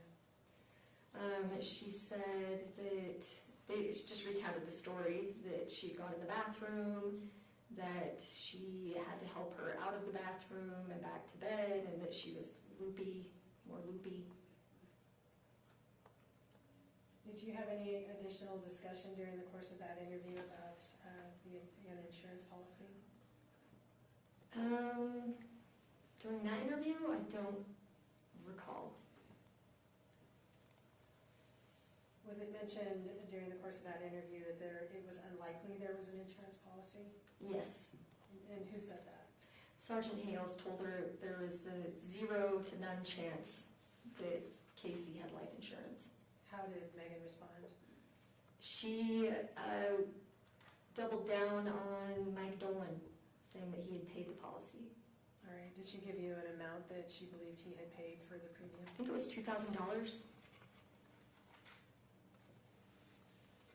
Did you talk to Meggan at that time about discussions of suicide? Yes, she at one point told us that she never thought Kacee was suicidal. And having been to the house and seen that Fanta box that we've seen a couple of times now, did you ask Meggan about the Fanta box? We asked her if Kacee's favorite drink was Fanta. How'd she respond to that? She said she didn't know. Did she mention anything about what she liked to drink? Yes, so I believe Sergeant Hales said that we found Fanta cans all over the room, and then it was Fanta Zero, so she said, yeah, well, that's probably Kacee's. I drink Coke. Kacee had bought Coke for me and put it in the downstairs refrigerator. Is the downstairs refrigerator the same place where the insulin that Mark stored Yes. located? That was a terrible sentence. Did that make sense to you? Yes. Okay. All right. Are you aware of anything that Meggan did about that life insurance policy with John Hancock within a couple of days of your telling her it didn't exist? Yes. What did she do? She signed up for 2 life insurance finder websites, and then she called John Hancock. Okay. I would like to play a copy of that. Well, how did you become aware of the call to John Hancock? When I was going through Meggan's phone, the timeline of the time after Kacee had passed, I noticed that she had placed 3 calls to John Hancock. And what did you do once you saw that? I called them, I called their customer service to ask if they recorded their phone calls, and they said yes, and they advised me of the legal process to obtain that call. What was the legal process? I think I had to send a letter on letterhead, I can't remember, I think it was that. It was either that or a subpoena. After complying with that process, were you able to get a copy of the phone call made by Meggan to John Hancock? Yes, The state would, have you also reviewed that phone call? yes, Is that an accurate representation of what you received from John Hancock? yes. State would move to admit 147, 147. Can we get some foundation as to the date of the call? Thank you. Yes. Were you able to determine when that call was made? I think it was the day after our interview on the 22nd. So your interview was the That's my memory. 21st, and you believe that the phone call was on the I 22nd? believe so. If you need me to check my report, I can. Would that help you refresh your It recollection? might take a minute, but yes. Please, yeah, go ahead and check and look up when you're done.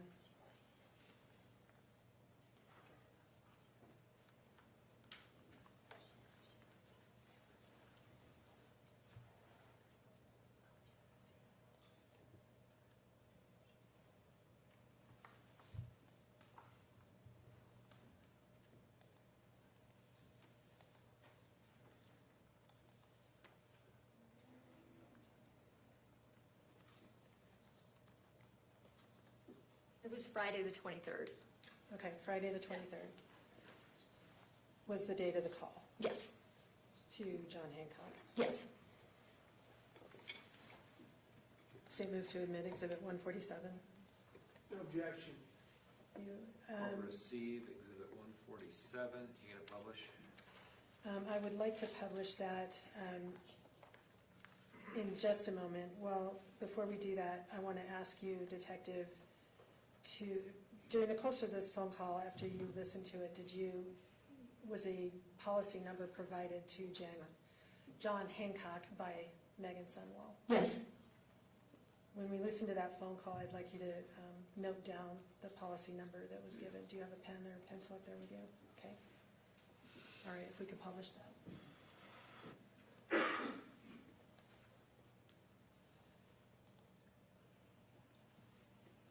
Thank you.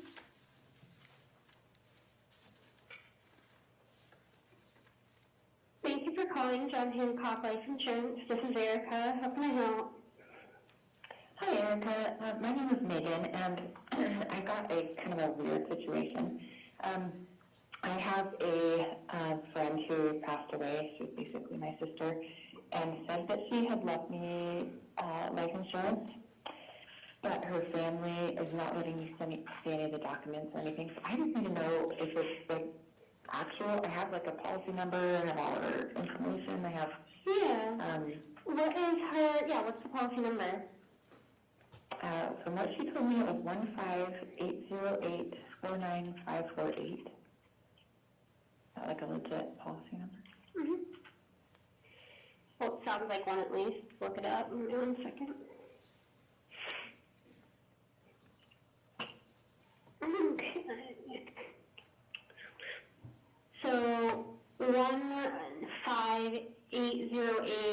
15808495548. Yes. Nothing did come up with that. Do you know her social? I just, that, it's a Her, sorry, give me her name first. It's Kacee, so it's Kacee, and then last name is Terry, Terry. And then just the last four of her social. 1540. 1 second.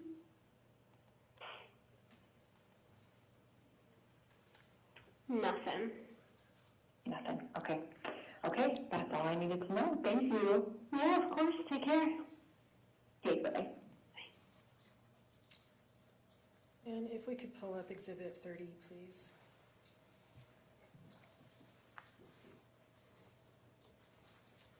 All right, and looking at, oops.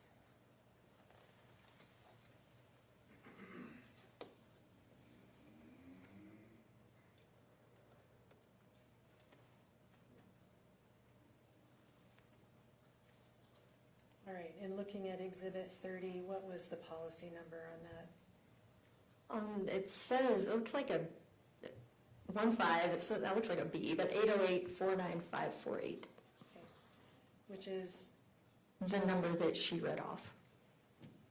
thank you, can turn that off. Oops. All right, and before this interview, you mentioned that she had provided her cell phone to,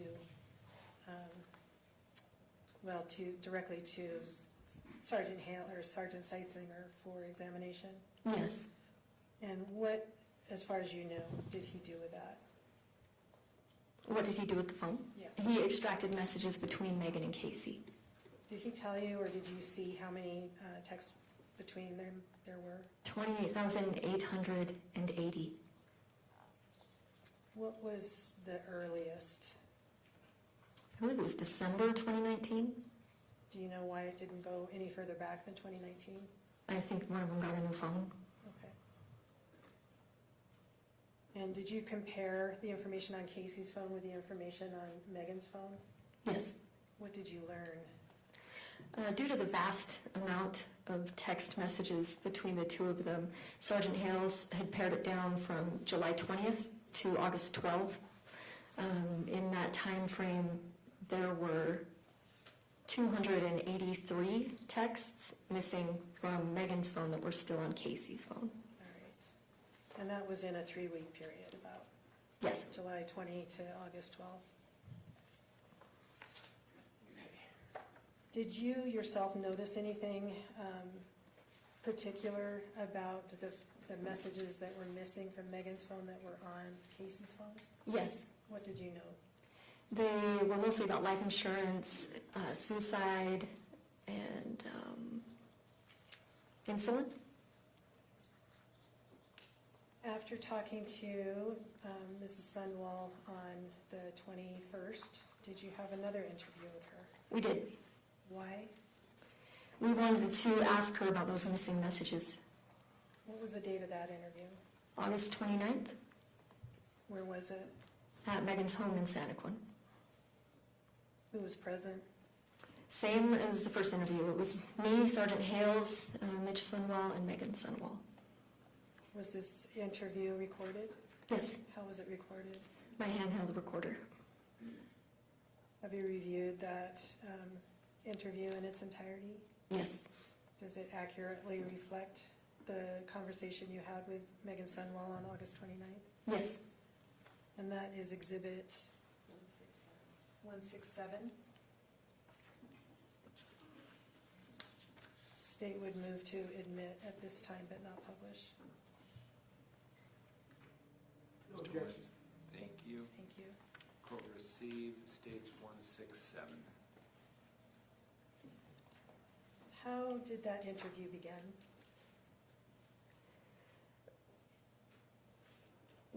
I believe we asked her, I know Sergeant Hales had brought kind of a visual prop with us.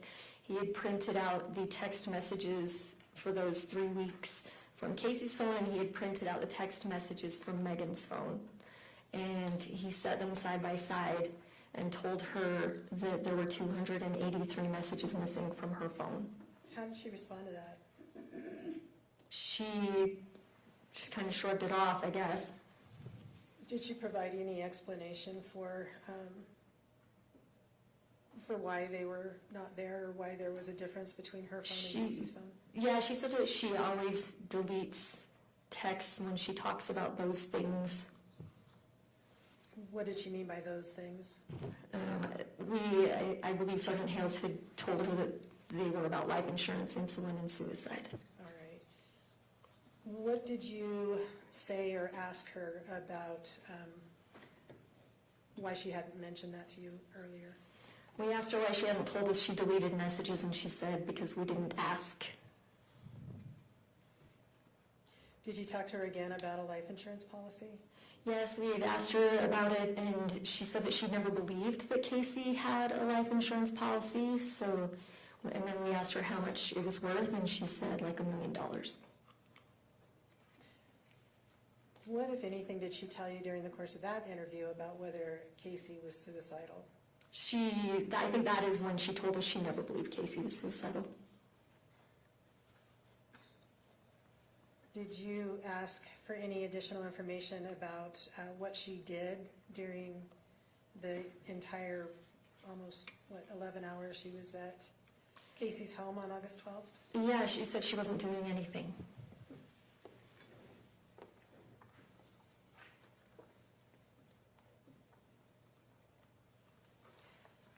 Did you ask her what she would have done if Kacee had died while she was there? Yes, I asked her what her plan was if Mark hadn't come downstairs, and she said, well, Kacee would have passed. And so we said, well, then what? And she said, I would have called the mortuary. And we asked her about the death certificate, like who's going to sign the death certificate, and she said, I would. I am a nurse. I do it all the time. She said something to that effect. Was that consistent with your knowledge of law enforcement No. procedures and policies? No. Who can sign death certificates as far as you're aware?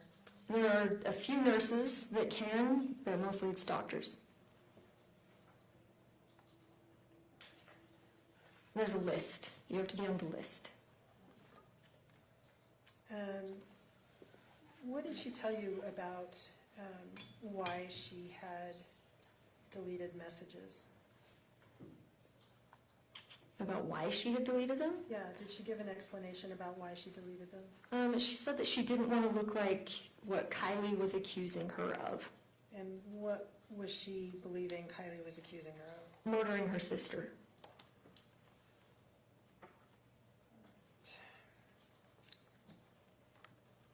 Let me switch topics a little bit and ask you, going back to the items that you had collected up till that point, the syringes, the insulin bottle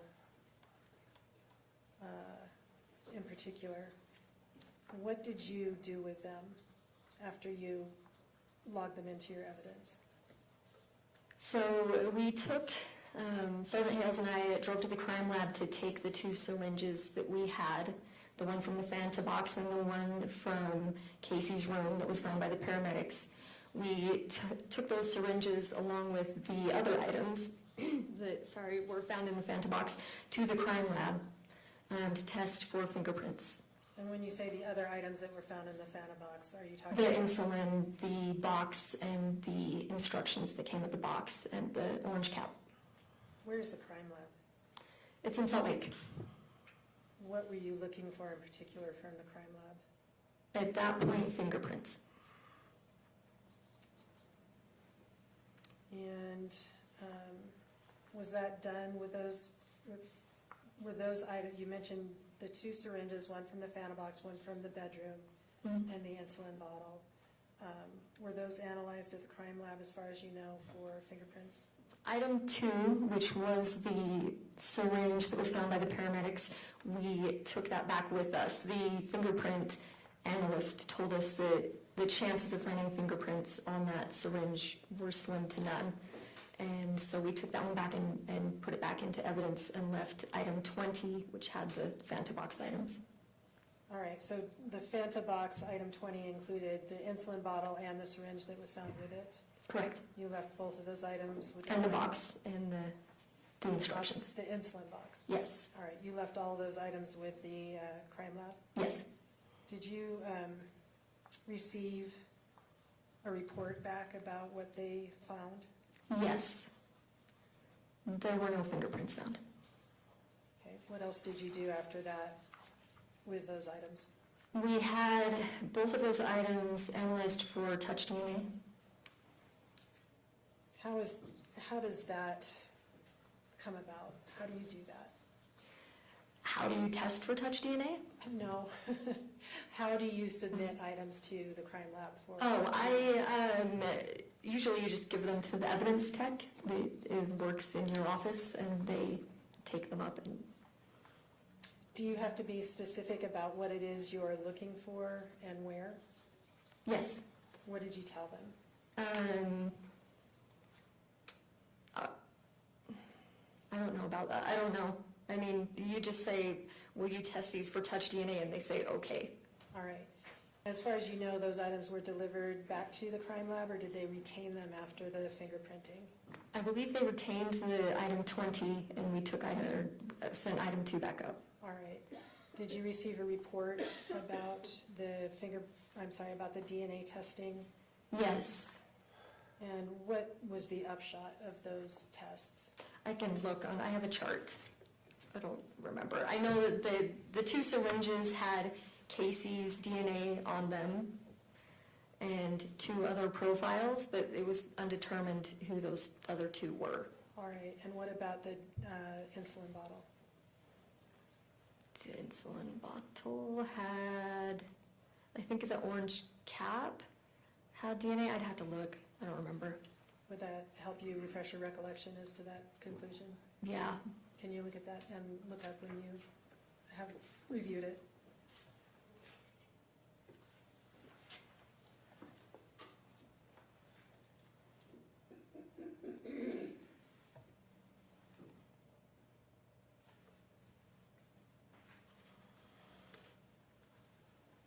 So tell me your question again.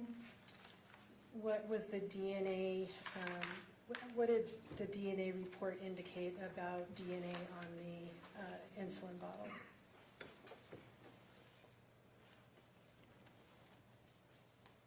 I don't think any DNA was found on the insulin bottle.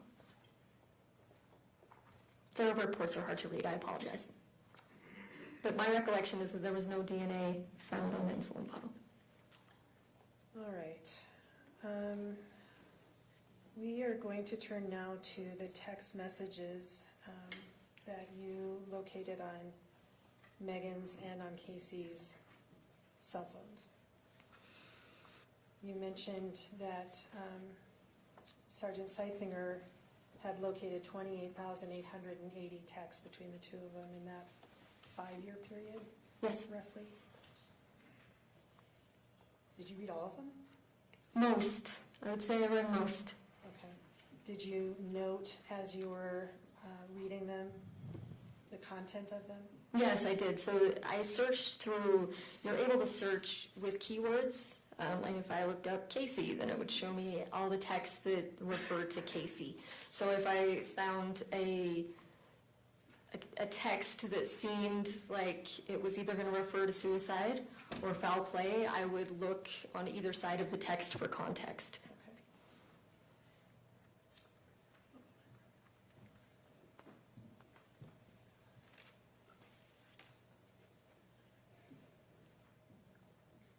Okay.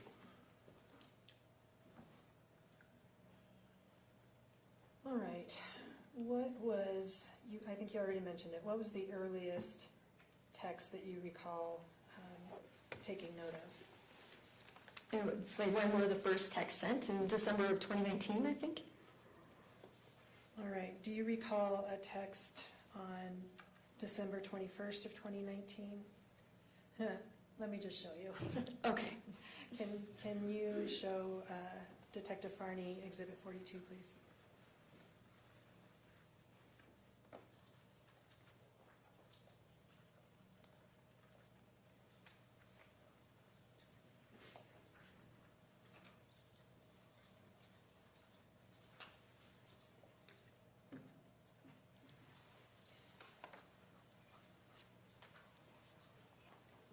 Do you recognize that text? Yes.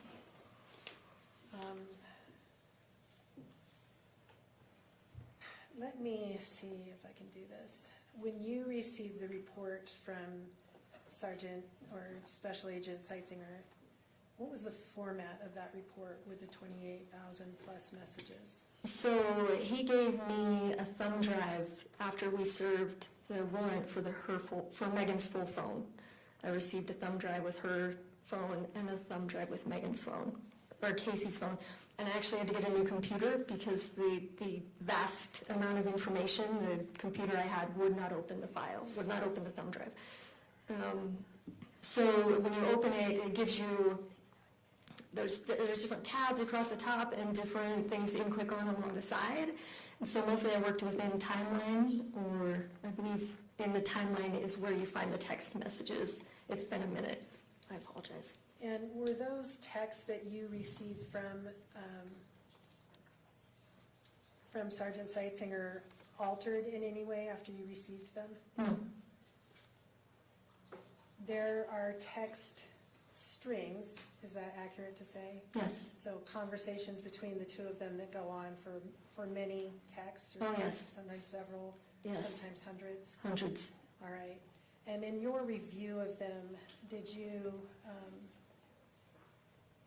sometimes exclude some that didn't seem relevant to the text that you were focusing on? Yes, in the interest of space. And I would cut out the stuff in the middle, or if it was just redundant, I guess I would remove some of those, yes. All right. And what about texts that seem to support, were you excluding text that would support Meggan's version of what had happened on that particular day? No, I was still under the impression it was either suicide or foul play. I was still trying to figure it out.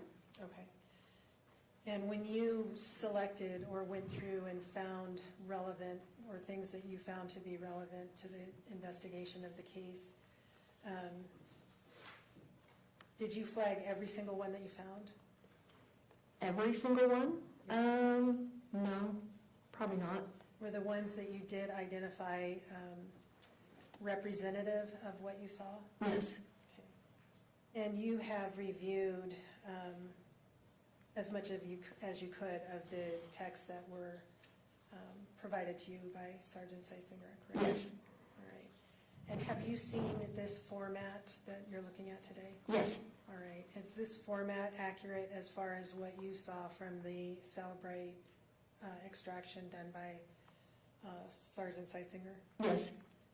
Okay. At this time, I'm going to move to admit Exhibit 42. No objection. Thank you. Court will receive States 42. Wish to publish?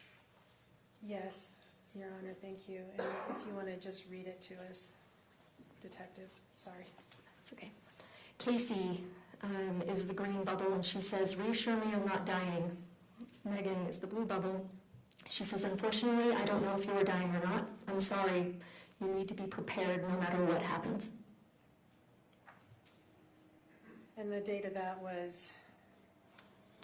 December 21st, 2019. I feel like I'm yelling. Am I yelling? You're not yelling. I want to introduce a group.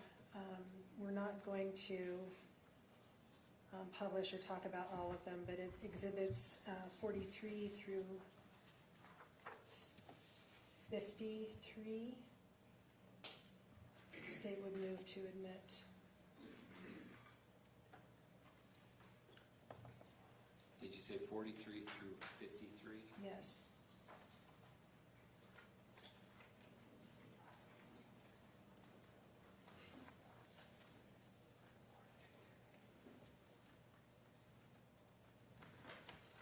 And they're all texts. They are all texts.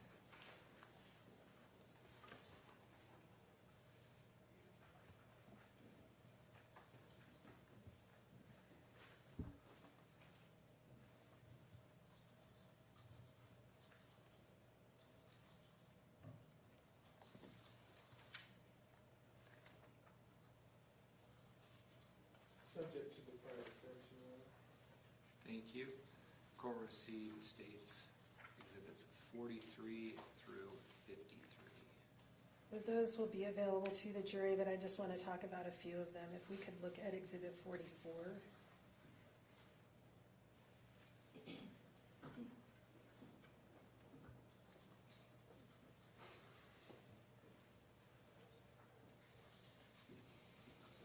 Could you read to us, please, and publish, yeah.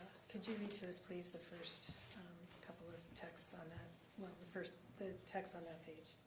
Yes, again, Kacee is green. She says, yeah, I'm assuming he is because he said we could keep our appointment for Monday as well. I called him to see about meds. I'm having a major panic attack, or it's my heart failure, but I have like tons of pressure on my chest and I can't breathe normally. I can take it, but today I can't. Normally I can take it, but today I can't. It's like the more time goes on, my chest feels heavier. So Meggan says, I'm sure that is only going to get worse, unfortunately. And if we could skip down to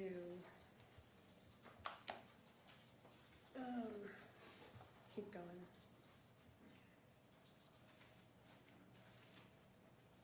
All right, and ultimately, what was the text that Meggan sent back? Meggan says, the process of dying is pretty brutal from what I've observed. We take a look at Exhibit 47.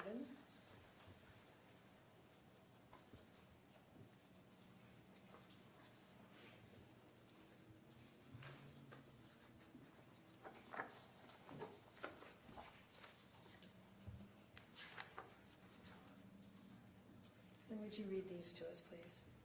Again, Kacee is green, says, I can't do this. This anxiety and pain is too much. I'm stuck between I'm scared to live and I'm scared to die. I can't even breathe.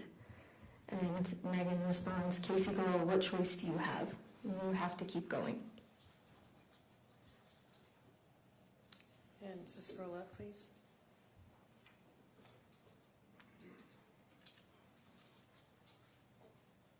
Meggan continues, but I think you need to really work on replacing your fear of death with more faith.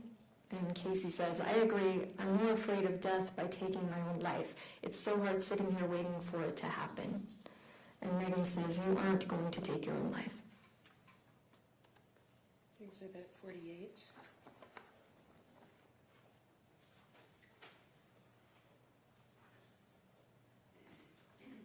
If you could read to us, please, just the first. Kacee says, I'm so sick, I can't stop throwing up. My legs are jumping so bad. My head is pounding and I can't breathe. It's making me panic. And this was, sorry, what was the date on that? That's 8/31/2020. Okay. And then the next two, please. Meggan responds, sorry, I just got these, been up all night with Porter. You didn't freak me out, Case. You are never going to pass away if you keep freaking yourself out and going into a panic when you start to feel bad. I am convinced that you are not going to pass until you actually want to, completely. You've asked for blessings, taken stuff, and say you want to, but I know you don't. You have to let go. It is past time. The next one says, there is nothing left here for you. Everything is ahead of you in the next life. Move forward and stop only existing. Okay, let's skip the next three and go to the one after that that starts because. Kacee says, because I feel like I'm frustrating the hell out of you because I'm not dying. I do want to be done and out of pain, but yeah, I'm scared and I don't know how not to be. And yeah, I'm scared to leave Bella and you. Do you recall who Bella is? Her dog, Casey's dog. All right, the next three. Meggan says, you aren't frustrating the hell out of me. Faith and fear cannot exist in the same place. You are letting fear rule your life. I understand that is the way you have always lived, but it will not work to die that way. I try to help you, Case, but I can only do so much when you sabotage. I don't know what more I can do. Kacee says, I didn't think I was sabotaging. I tried 3 different times to die this weekend. I don't know what I'm doing. I'm trying the best I can. I'm sorry I'm constantly complaining about being sick and asking you for help. She goes on to say, I was grateful that you were there for me this weekend, and I felt like I didn't have to do it alone. It made it so much easier. It makes me sad that you think I'm just sticking around on purpose. Anyway, we don't have to talk about it anymore. Let's take a look at Exhibit 49.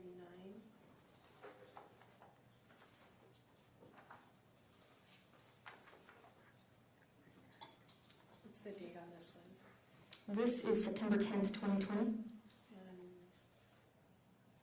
And if you would read us this conversation, please.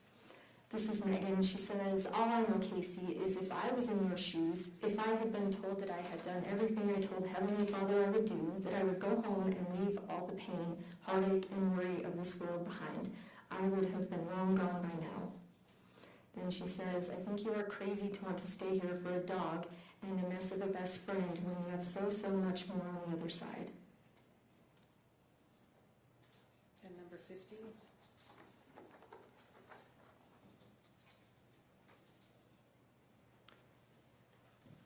Kacee says, I know you are having a bad day and I'm sorry. I'm sorry that I haven't gone home yet and I'm making your life harder. I am trying. I know you don't think I am, but I am trying to mentally prepare myself for it. What was the date of that particular text message? September 11th, 2020. Great. We'll look at 51.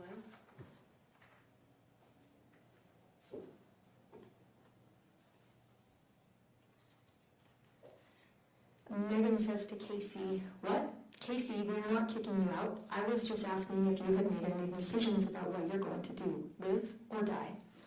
And Kacee says, I know, but I don't know what I want right now. I want to live and I want to die. It's just screwing with my head trying to decide. It's a ton of anxiety for me. I just knew you had asked if I was going to find somewhere to live. So I know I'm a lot of work and feel bad that I'm here because you have to put your life on hold and it's not fair to you guys. Megan says, what do you have to live for in this life? I truly believe everything for you is ahead of you, not here. I've felt that way for a long time, more strongly as time goes on. 52.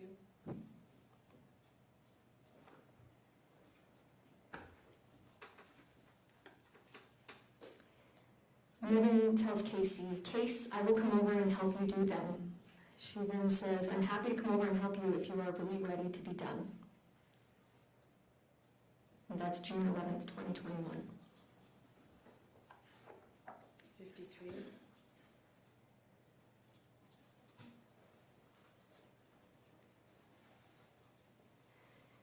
Megan says, I don't think you will. That's why I said that I'd be willing to come over and help you. I really feel like you need to do some deep soul searching and figure out what's holding you back and what you need to let go of.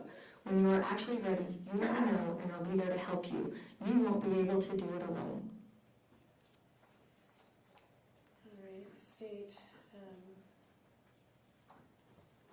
next wants to talk about exhibits 54 through, let's say 64. And move to admit those at this time. Objection. Court receive states exhibits 54 through 64. And I may publish, Judge? May. Thank you. And 54.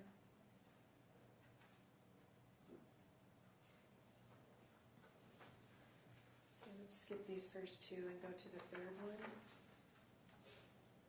Megan says, Case, I promised you I would do whatever you need or want me to do. If that means you want or need me to be there, I will. I don't break promises. I will let you decide and tell me what you want and need. Kacee says, I know you don't, but the more I've thought about it, I feel selfish for making you watch that. Of course I would love for you to be here with me, but I also don't want to give you PTSD or something. It's hard watching someone you care about die, and it can screw with your mental health. But if you think you can honestly do it and be okay, then yeah, I would love for you to be with me. Obviously, you are a hospice nurse too, so this isn't anything new for you. I just want to make sure you will be okay. Let's go down to the next thing Megan says. Case, I want to be there with you. And next. Could we do it on Saturday so Mitch can be home with Porter? And then the next thing Megan says. How are you feeling about tomorrow, Case? How does Kacee respond to that? Honestly, I'm starting to worry about it. I just don't feel like it's the right thing to do. But I don't want you to be upset with me. I know you just want what is best for me and that you love me and don't want me to suffer anymore. But I'm struggling with it. I'm tired of being sick and in pain and dealing with the anxiety. I don't know what my problem is and why I'm so nervous about it. And how did Megan respond?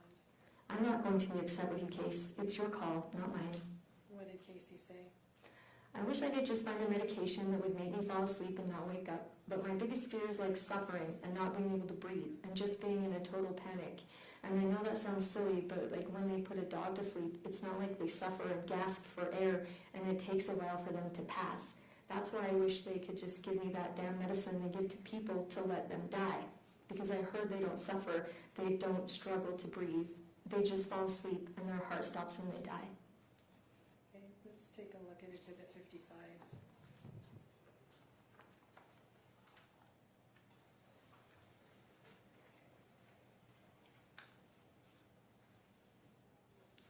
And what's the date on this one? This is January 23rd, 2023. All right, and what's said?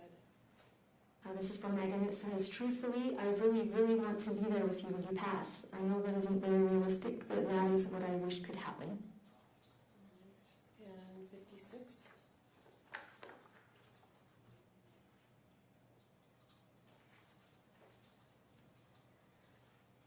Kacee says, nights are rough. I hope you can find a different job sooner. I hope I can just die within the next few days, because then you can quit your job, and I would honestly love that for you. And Meggan says, you are sweet. I'd love that too. Exhibit 57. Let's look at the third and fourth text in that one.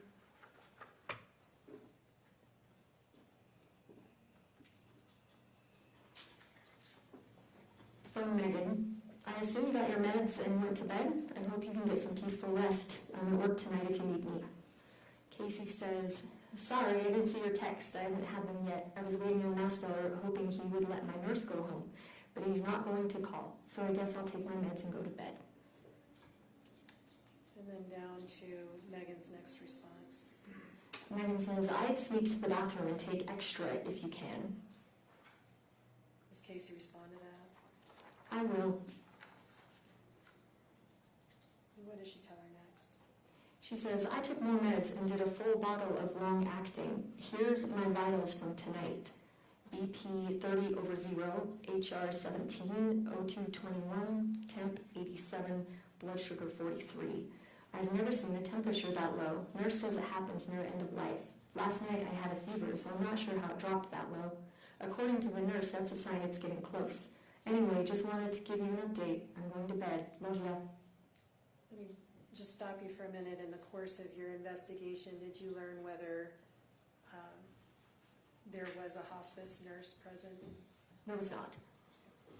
And how did Meggan respond to that? I hope this is your time, Case. Get some rest, sweets.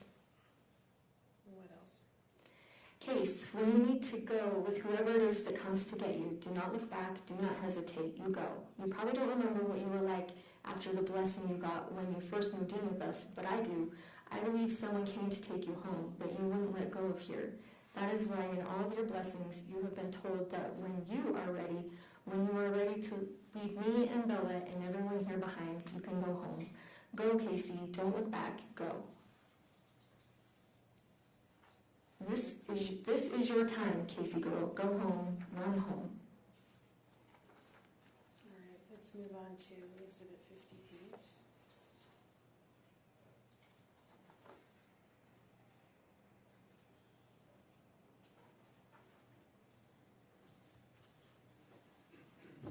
Meggan says, Case, you have completed what you came here to do. It is time to go home.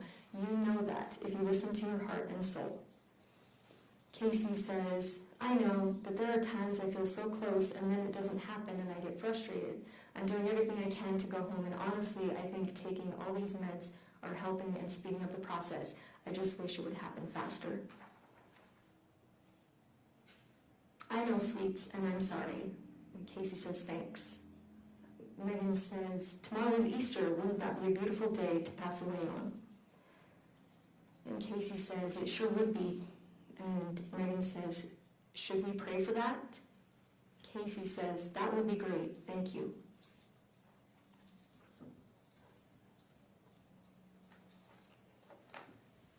And 59.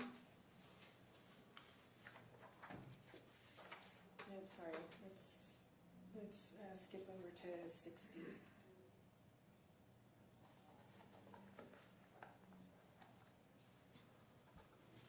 If we could look at the fourth one. The top?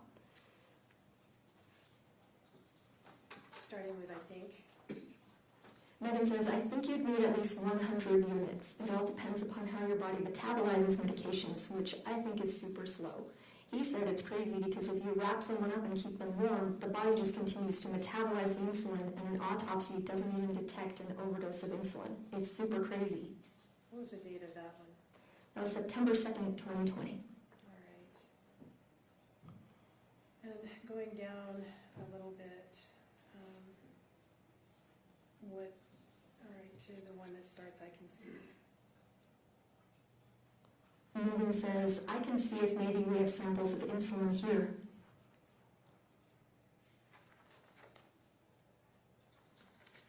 Let's skip some of these and go down to, I asked,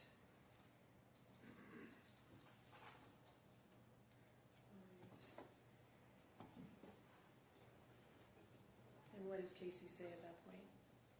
Kacee says, I asked if it makes you feel weird. She said, you can't, I think she's talking about her grandma. I asked if it makes you feel weird. She says you can't even tell, so at least I know I don't need to panic. I can just take it before I go to sleep, or maybe you could give it to me after I fall asleep. What are they talking about? What's the it? The Insulin. I believe she had told Meggan that she was going to ask her grandma about it. All right, and how did Meggan respond to that? She says, oh, you won't even know, Case.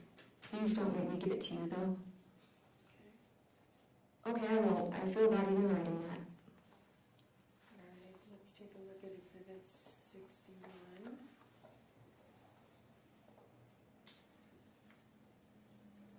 Just the second one, please. The second text. Are you doing insulin tonight? And the date on that one? September 2nd, 2020. All right, 62.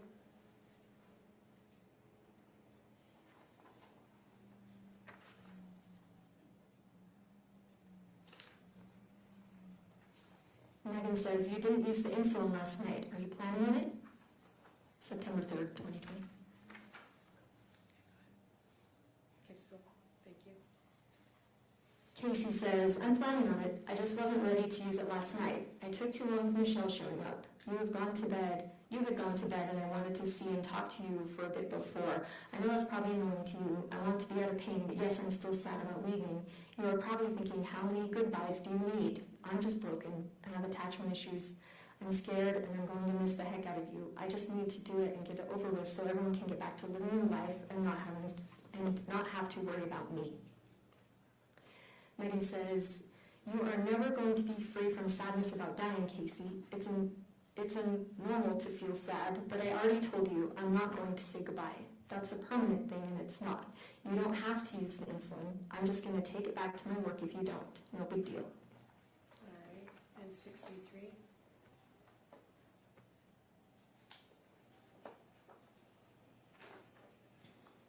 If you could read just the first 4 texts in this series, please.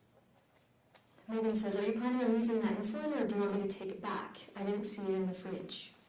Kacee says, I took it with me just in case. It's on ice. You can take it back if you need to. I can get some somewhere else. And Meggan says, just in case of what? And Kacee says, I thought about doing it while I was gone, but of course I didn't. All right, and let's go up to 64.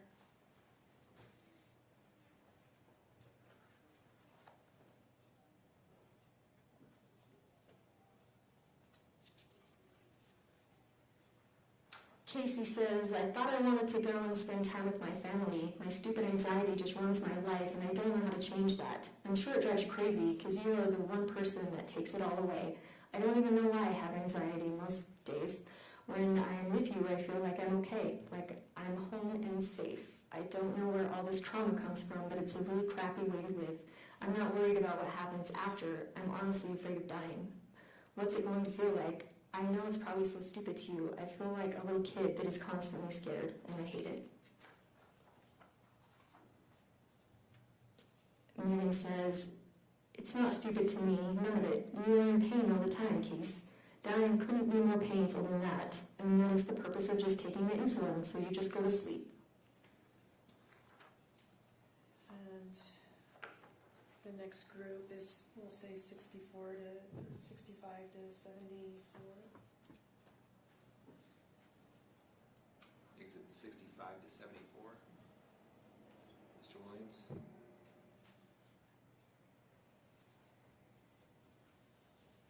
No objection. Court received states 65 through 74. Subject to prior discussion. Thank you. All right, 65.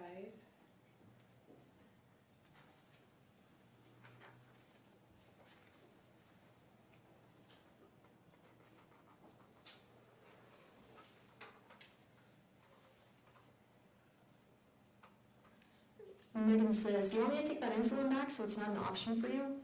And Kacee says, no, I was going to ask you to draw it up tonight, but then I'm worried I won't dare do it and it will be a waste. I should have never Googled it. Everyone says it's a horrible way to die and it can take hours. Can you just give it to me after I fall asleep? And Meggan says, I'm pretty sure you'd feel me giving you a shot. How in the world would people know it's a horrible way to die if they are alive? It would not take hours. I talked to our nurse educator about it, remember? Kacee says, I remember. That's why I said I shouldn't have Googled it. Okay. And let's skip down to, whoops. Go back to that one, please. Skip down to the last 3 texts in that series.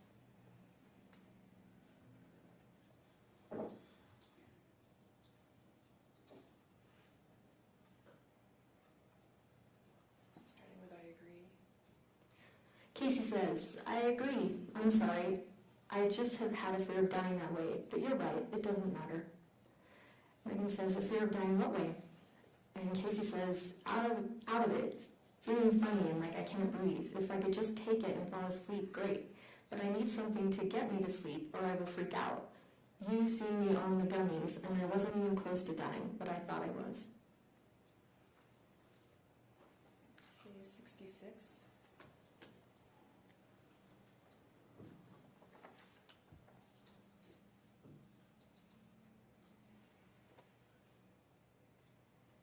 Meggan says, how are you this morning? I didn't come in and check on you because the shots were still in the fridge, so I figured you were okay. Kacee says, I'm okay. I don't know why I didn't just do them last night. I was pretty out of it from all the phenergan I took to relax. I remember being in so much pain and taking like 4 showers last night because I was so uncomfortable. And Meggan, I don't know why either. I drew them up for you and tried to get you to take them. You were really out of it, which I thought was the point. 68. Oops, sorry, 67.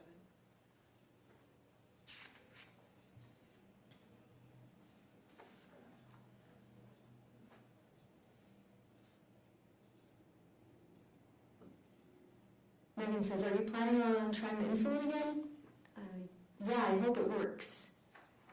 Meggan, when are you planning to do it again? Or do you not want me to ask? Kacee, I was going to do it last night, but fell asleep. I will probably do it tomorrow night because I have to go with my aunt tomorrow morning. Meggan says, for what? I just kind of need to know because of work and such. And the date of that was, I believe 2020. sorry, 10/12/2020. all right, 68.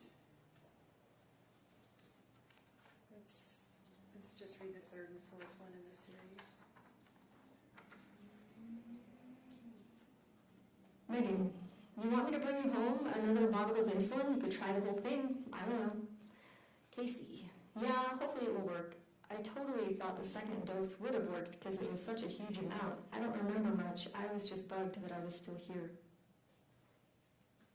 Didn't you say I was worse the first time? If you're okay getting it, that would be great. I just don't want you to get in trouble. All right, let's move on to 69.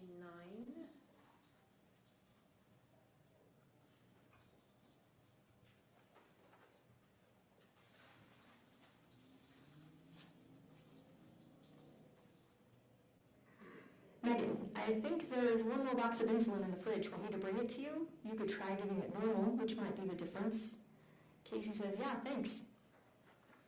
Meggan, I didn't know if you heard me tell you that the insulin is in the fridge, top shelf in the door. That's the last bottle, so hopefully it will help you. And the date on that one? December 2nd, 2020. All right. Exhibit 70.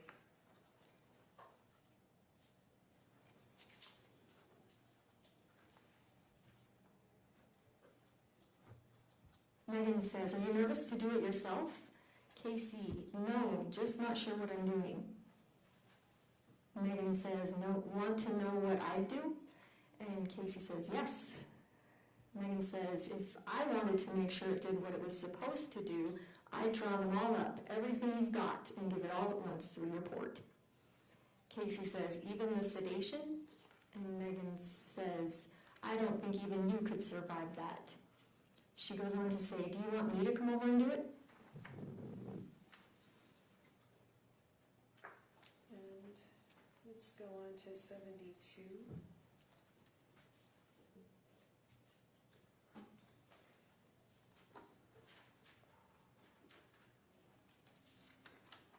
Let's take a look at the 5th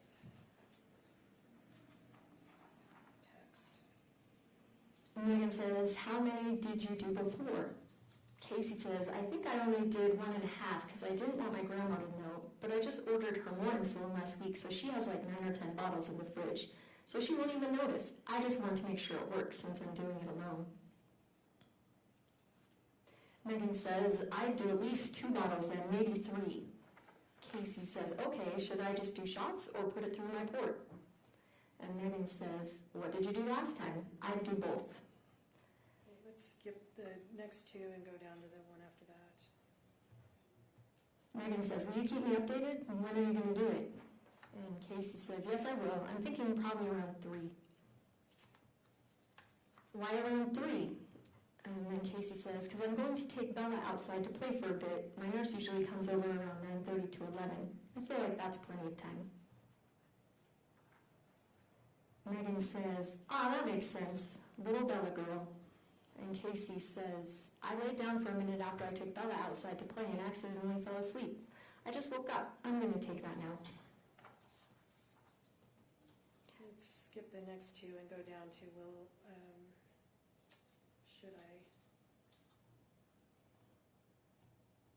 Kacee says, should I take some long-acting insulin too? And Meggan says, I guess you could, but if it were me, I'd probably just take extra fast-acting. All right. And that was Exhibit 72. Let's look at 73.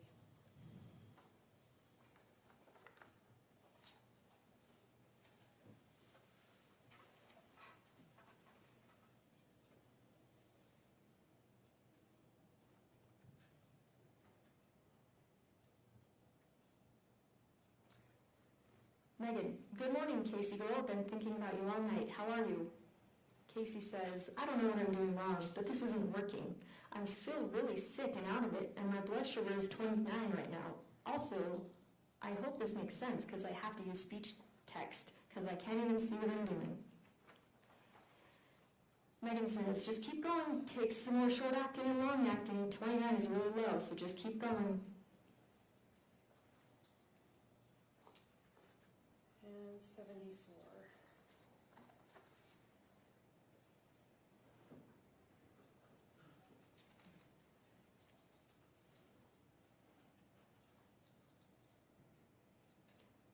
Kacee says, honestly, I feel like the only way to do it is to shoot myself, but I don't want to make a huge mess, and I have to make somebody clean it up.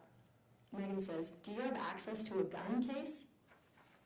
Kacee says, yeah, but I feel like they have been making me comfortable for so long, and it's not working. I do have access to a gun. My Uncle Mark actually bought me one for Christmas so that we could go out and go shooting.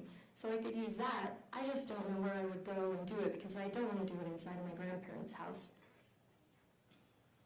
Meggan says, I know how tired you are of all of this, Kacee girl, and I am so sorry you have been having to go through all of this. I will help you if that is what you want me to do. I won't help you shoot yourself. I could never do that, but I will help you. Kacee says, I guess I could go down the hill behind my grandparents' house, and then maybe somehow you could suggest that we go look around their property. I don't know. I don't want to put you in the middle of it. I'm just trying to figure something out. Meggan says, do you really want to go that way? Kacee says, I would never make you shoot me, Meg. I just wanted to run a few ideas by you to see if you think that's something I could do.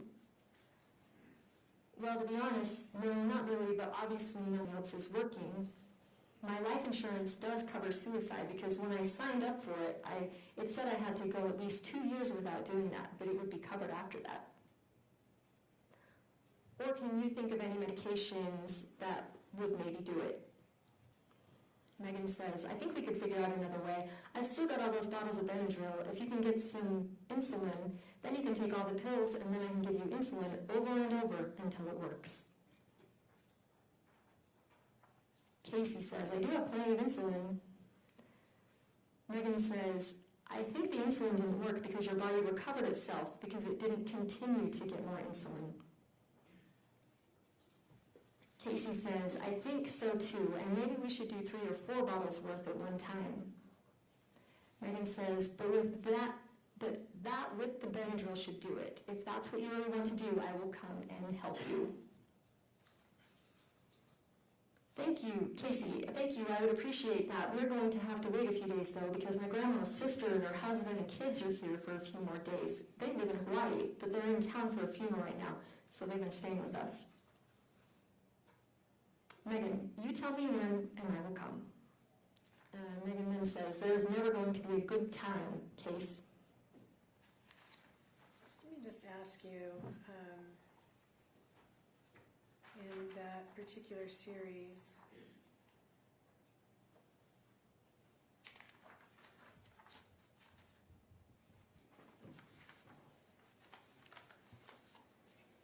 sorry, I got lost in my questions myself.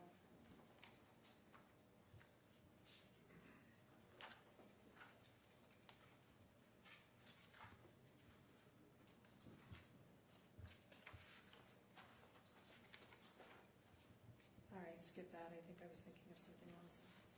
Let's look at state would move at this time to admit Exhibit 75 through 85. Mr. Williams? No objection. Call proceed Exhibit 75 through 85. Let me just ask the jury real quick. We've been going almost 2 hours. Does anybody need a break, or is everybody okay to keep going?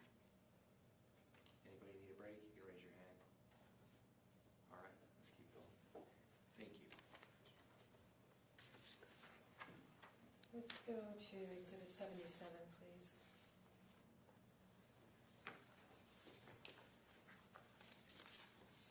What number? 77.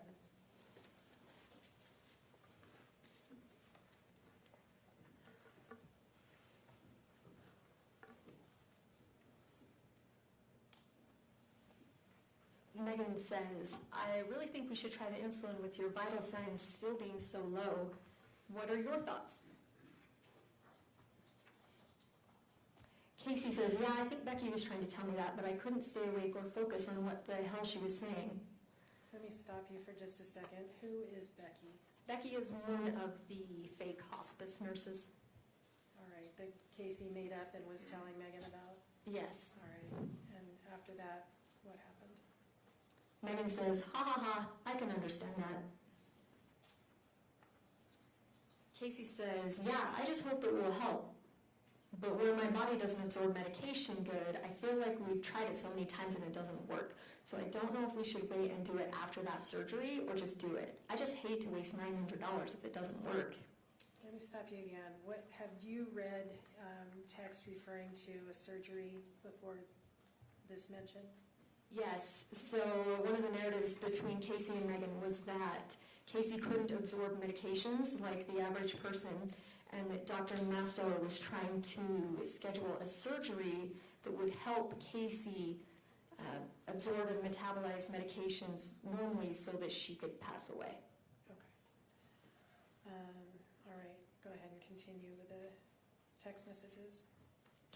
Meggan says, but if we try the insulin, I want to make sure that I come and help you do it. Kacee says, yeah, I would appreciate that, because then if I'm asleep, you can give me the rest of what I need.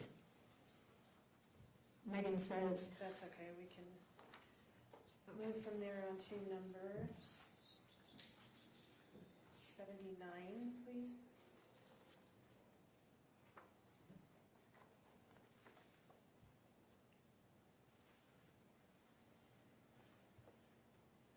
Kacee says, yes, sorry, it's been a bad day. Been crying and in a ton of pain. Went to bed early.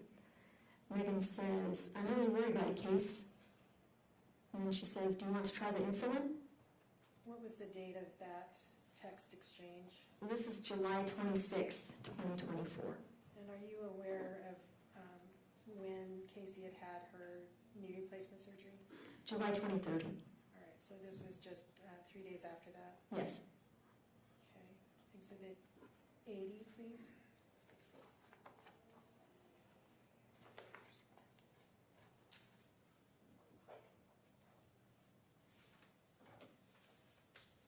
Meggan, here is where you and I differ the most. I think, and it's the same with Mitch, you two are actually so alike. Your focus is the now, like you want relief now, whereas I was focused on doing the insulin because it's a long-term solution, not just for the now. You need a permanent solution, Kacee girl. As you reviewed all of these text messages between the two of them, did you notice any that appeared to be blatant falsehoods? Oh yes, a lot. All right. Let's take a look at Exhibit 81, which is a long exhibit, many pages, that takes place between March 31st all the way to, if we could scroll all the way to the end, Chelsea.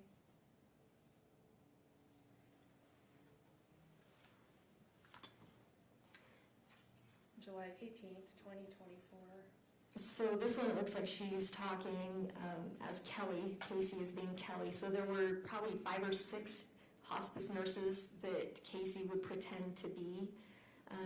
There was also Dr. Robinson, who was the hospice doctor who didn't exist.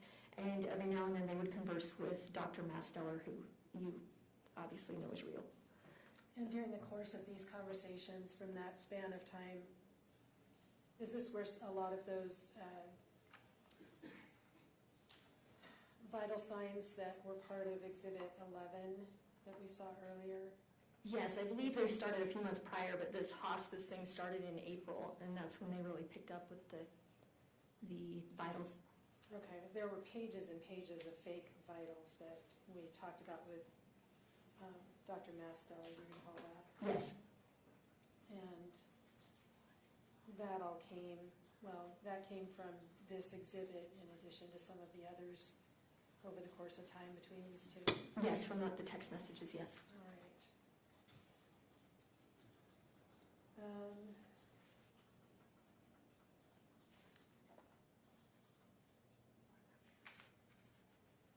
Did you want me to read this one? No, like I said, there's 50 pages to this exhibit. Okay. All right, let's go on to Exhibit 82.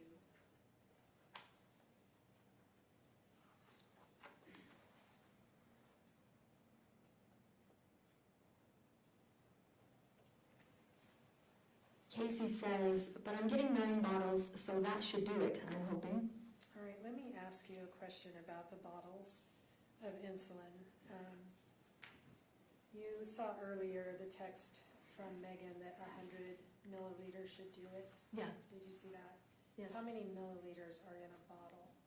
I'm not sure. I think Mark said 100 or 1,000. I don't know. Sorry. Okay. So if 100 milliliters would do it and a bottle holds 1,000 milliliters, I'm going to ask you to do now. So that would be 10 per bottle, 10 100 milliliters per bottle. Okay, and 9 bottles, Would be 9,000 milliliters. very quick, okay. Thank you. And that's a lot of insulin. That is a lot. That is a lot. Even with Megan's own observation that it would take 100 milliliters to do the job. Yes. Okay. Let's take a look at Exhibit 83, please.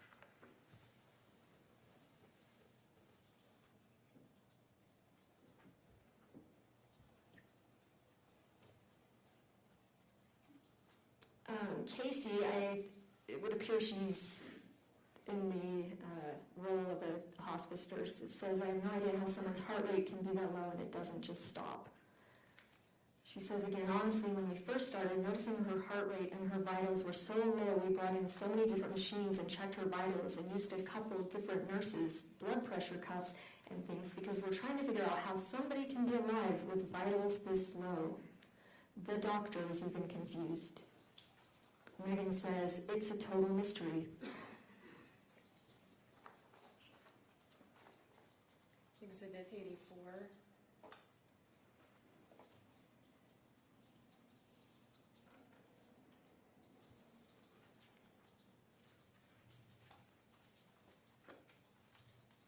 Kacee, again in the role of a hospice nurse, says, I know she doesn't want to feel like she's drowning when she passes, but maybe this means she's getting close, and taking the oxygen off of her might help speed things up.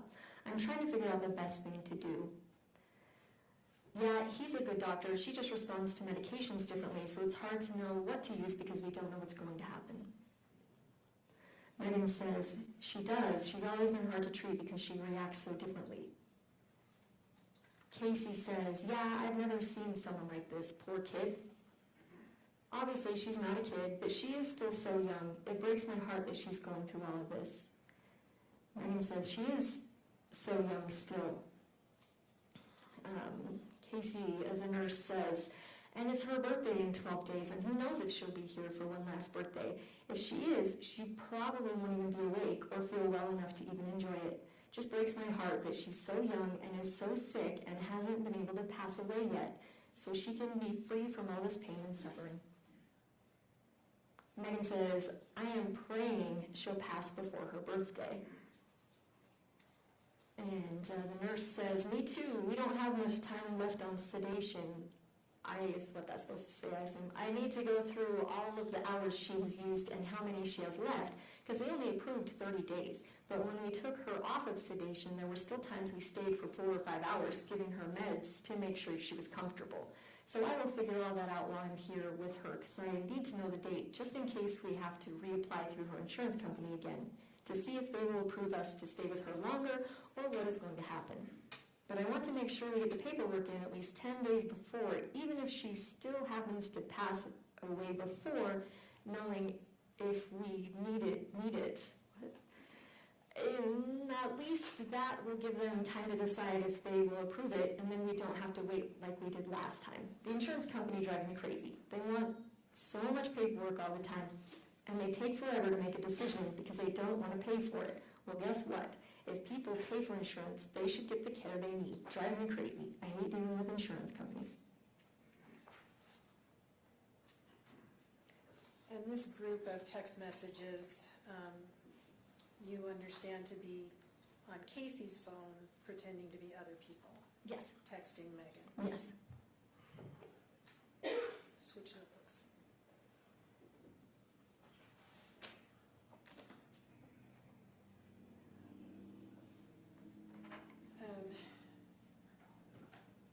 The next batch, the state would move to admit exhibits 86 through 94.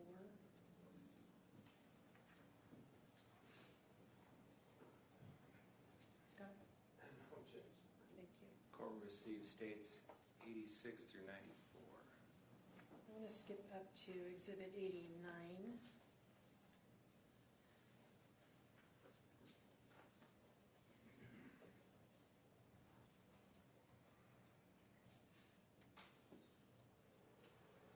Meggan appears to be speaking to one of the fake nurses. She says, hello, how is she doing? Any change in her vitals?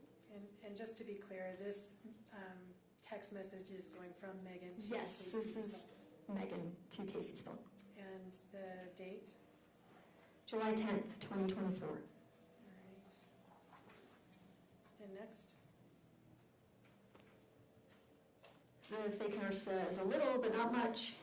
Heart rate 7,026, blood pressure 9/5, temperature 57.4. Meggan says, oh, how I don't want to have to wake that poor girl up again. I wish her heart would just stop. Kacee says, I hope it will too. Let's go up to Exhibit 92, please.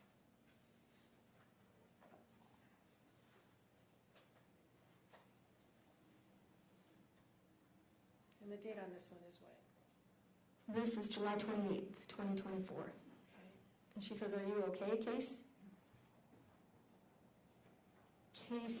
From Kacey's phone, it says, hi Meg, this is Dr. Malcolm Masteller. Kacee hasn't been doing well at all today, and I ended up bringing her to American Fork Hospital because I couldn't get a catheter in her, and she's been retaining so much fluid and can't pee, which is making her leg pain a lot worse. Anyway, I'm trying to convince the doctors to approve her for the spleen and intestine surgery we wanted to do and fix her knee while we're at it. We've been here for 11 hours, and I don't think it's going to happen right away, but I feel like I'm getting pretty close. So we've been running tests. They're doing an ultrasound on her leg right now because it's completely red and purple, and they just were checking for a blood clot. Anyway, she told me if you messaged her to respond, so when she gets back from ultrasound, I will have her get a hold of you. Okay, let's skip the next three and go on to the one starting okay. Meggan says, okay, thank you. Any idea why hospice has just seemed to drop her since she fell and broke her leg? It is so strange. From Kacey's phone, it says, I have no idea. I got in an argument with Dr. Robinson about them neglecting her, and he wouldn't say much. So I gave Kacee referrals to other hospice companies, and I hope she will choose a different one. But I told her I would take care of her until she got things figured out. Even when she has a new hospice company, I will still work with her, but I don't want her to be in this much pain. It's not fair to her. Does Dr. Robinson exist? No. All right. Let's skip the next one and go down to I agree. I agree. I have tried everything I can without breaking the law. So we need to get the surgery done so that her body will absorb the medications and she can pass. And this is from the faux Masteller? Yes. Okay, let's skip the next.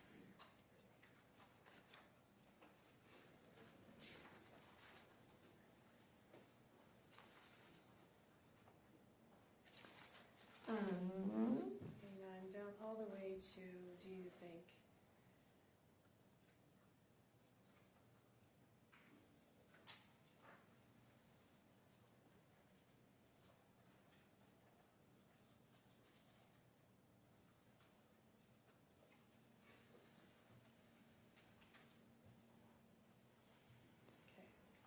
Meggan says, do you think I should come up and be with her tonight, or do you think she'll be okay?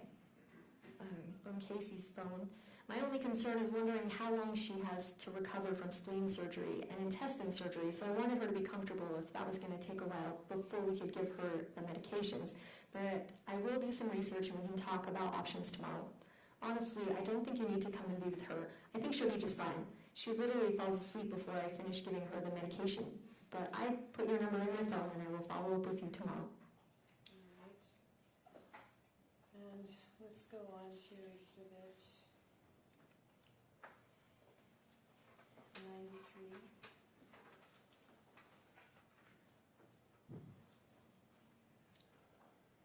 Let's go to the third one. Meggan says, does Dr. M know how poorly you are doing? What's the date on this one? This is August 6th, 2024. All right, let's skip down a bit to maybe emphasize.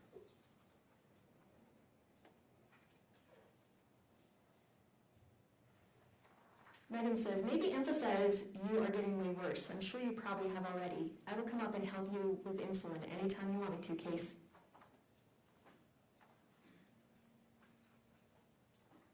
All right, let's take a look at 94.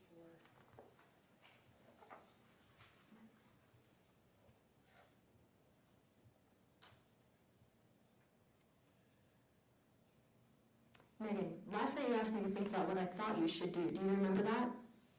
Kacee, did you come up with a plan? Amber's here and she's just getting stuff set up, but I'm hoping you came up with a plan so you can tell me before I fall asleep. But who knows, I might not fall asleep because yesterday I didn't. Who is Amber? Another fake nurse. And next. Meggan says, my thought was give him until Thursday night, and if you still don't have a plan from him, try the insulin over the weekend. Who is him that they're referring to? Dr. Masteller, he's still trying to arrange that surgery. Okay.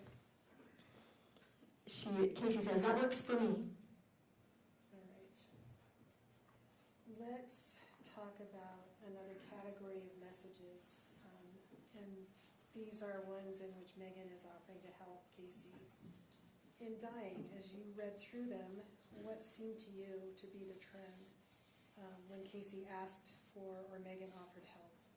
It seems like they would usually come up with a plan to have Meggan come over and help Kacee, and then Kacee would deflect. She would find a reason for Meggan to not come over.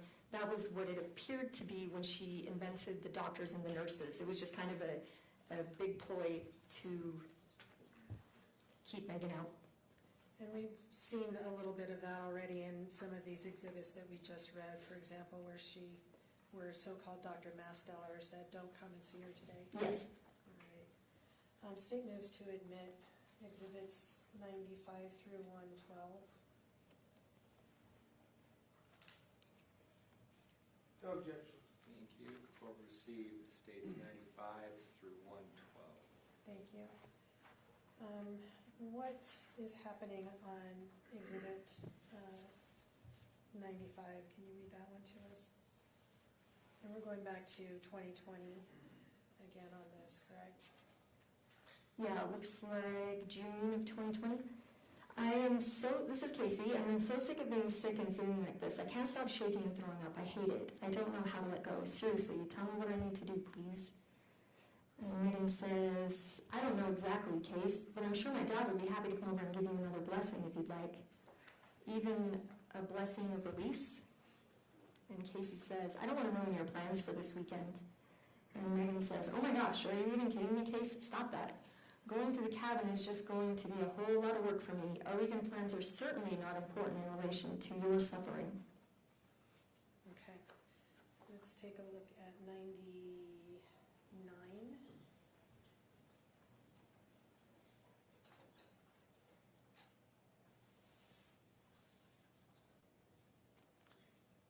Meggan says, this is April 2024, I know she doesn't want anyone seeing her this way. She's talking to a fake nurse, but I feel like I need to come and see her.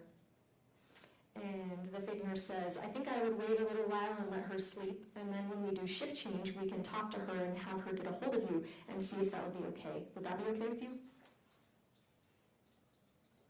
Okay. Exhibit 100.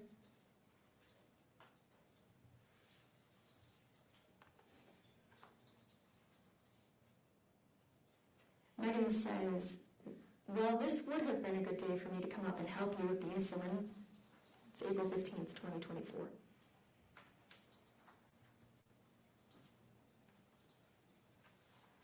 Sorry, I got my signals mixed.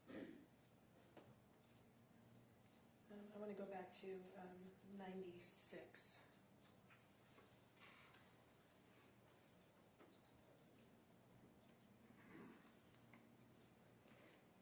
Meggan says, this is April 26, 2024. Yes, let's do insulin tomorrow. Let the nurse give you the medicine to help you.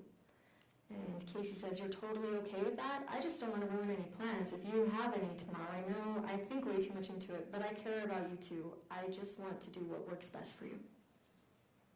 Okay. And up to exhibit 101.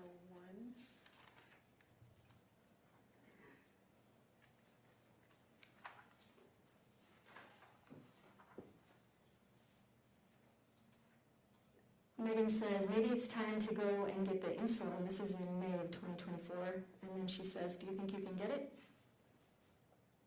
Kacee says, I'm going to call the pharmacy right now. And then she says a little later, the pharmacy's out of stock on the insulin. They said they could order it for me, but it could take anywhere between 7 and 10 days. Okay. So Meggan says, can they transfer to a different pharmacy? And let's look at 102.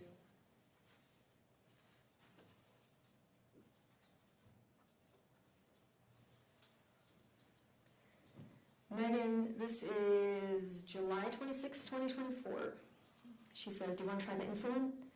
And Kacee says, I do. I just don't want to do it until after I see and talk to Mass Stellar tonight. Meggan says, do you want me to try to come and help you tomorrow? And Kacee says, I'll let you know after I talk to Mass Stellar tonight. And 103.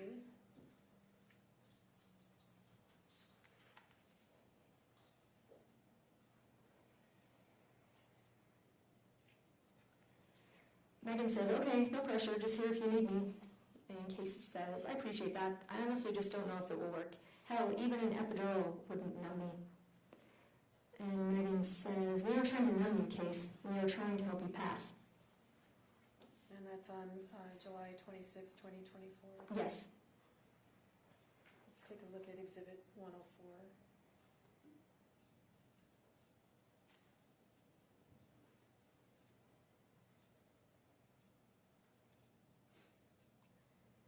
Kacee says, thanks. This is August 1st, 2024. Thanks. I was thinking maybe I should start drawing all that insulin up and just freaking do it and get it over with, because I have no idea how much longer the surgery is going to take to get approved. I mean, I guess it got approved, but we don't know when it's going to be. Meggan says, seriously, I wish we just knew something. Kacee says, because it's going to take me hours to drop 38 bottles of insulin, maybe more. I need to count them. I know it's at least 38 bottles, though. I wish we knew something, too. Meggan says, yeah, I think you should let me come and help you do that. We seriously need to get some bigger syringes and needles. Okay. Let's go up to 105. Sorry, 104. Wait, that was 104. Yes, 105, please. Meggan, have you decided what you want to do so I know how to plan for the weekend? That was on the 9th of August. Kacee says, I know you said you would help me decide, but that was before we got more information today, so I'm still trying to figure out what I want to do, and Mass Stellar did send me an email and said if I wanted the surgery sooner, I could fly to Spokane and have it done. Honestly, I don't know if I want to do that. How uncomfortable is it going to be flying home after a major surgery? So anyway, I'm just racking my brain trying to figure out what would be the best thing to try and do, or just say F it and do the insulin and pray to God it works. Meggan says, if you wanted to have the surgery sooner, then what? And Kacee says, a week. He said it would probably only be a week before they could do it here. He was waiting to hear back on it, on if they got a surgery room scheduled at the U of U, and then he would let me know, or I can fly out there and get it done in a few days. So I'm just trying to figure out what to do. She then says, I just know a dang plane ride with my leg the way it is, it's going to hurt going there, and then being in pain from the other surgeries coming home is going to be worse. Meggan says, but he said it would only be a week last week. I think flying to Washington for the surgery is a crazy idea. Kacee says, that's what he thought, and he only got home Monday, so yeah, I guess he was wrong. Sorry, I'm super grumpy today. I don't have any meds, and I'm sick as hell. I can't sleep, and I can't stop throwing up. I'm trying to figure all this shit out, and my memory sucks. Meggan says, but again, these are just my opinions. Kacee, like I said, I think it is 2. He just said if I wanted it sooner, I could fly out in a day or 2. And Meggan says, Kacee, what do you have to lose trying the insulin? You didn't pay $900 for it, which is a huge blessing. And 106.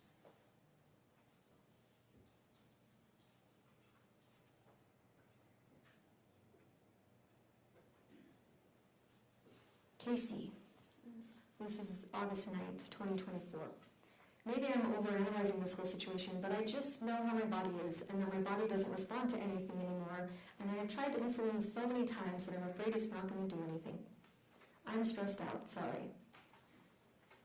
Meggan says, but if it doesn't work and you end up having the surgery, they're going to give you medication after the surgery to help you pass anyway. So you're not going to need the insulin after surgery. You've never tried that much insulin before, Kacee. Kacee says, that's true, but a part of me is still worried. What if the surgery doesn't work? That's true, I haven't, but 9 bottles would kill a normal person. Hell, 1 would, and 9 didn't even do it. Like I said, I'll do it. I just hope I don't wake up because I'm just going to be disappointed. Meggan says, I feel like there's something else that's keeping me from doing it, and that's what I'm trying to figure out. Kacee says, I promise you there isn't. I'm just stressed out because nothing's working and I'm frustrated. I'm tired of waking up every freaking day feeling like freaking shit and nothing working. Meggan says, so you're out of meds and you're going to have to go the whole weekend without any meds? Kacee says, I called Master and asked him if he would bring me some tonight because I was out, and he said he would drop them off, but it might not be until 11:30. But I did that because if we're going to do the insulin, I wanted to have the medication on hand as well. So don't think I'm planning on not doing the insulin. I'm just trying to figure out what to do. Last we talked, you said, let's wait and see what he says on Thursday. But I couldn't get in to see him until today. Wasn't sure if you wanted to wait and do the surgery or do the insulin. And then you said, well, I told you what I thought, and I honestly don't remember. So I've just been trying to figure everything out and go through our messages, but I delete most of the insulin messages most of the time, just in case anyone goes through my phone. So I feel like you're getting mad at me, and I'm not trying to make you upset, and I'm not saying I won't do the insulin this weekend. I'm just trying to figure out if it's worth it to wait and do the surgery, if it will be soon, or just do the damn insulin. And if it doesn't work, then I guess we do the surgery. I've just been going through a lot, and I'm stressed, and this has been screwing with me mentally and emotionally. Meggan says, I'm not getting mad at you, Case. Kacee says, I guess I just thought we were going to come up with a new plan when we talked to him on Thursday, but because he wouldn't answer me, I had to make an appointment. Meggan says, I said that we give him until Thursday, and if he didn't have a date for surgery scheduled, then we'd try the insulin. Kacee says, but he said it would be in a week, so I didn't know if that changed anything or if that's too long away.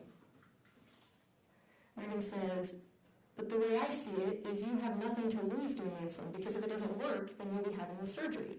After the surgery, you're going to be getting different medications to help you pass. So you are just going to have 38 bottles of insulin sitting around. Kacee says, what day and time do you want to do the insulin? We'll just do it and see what happens.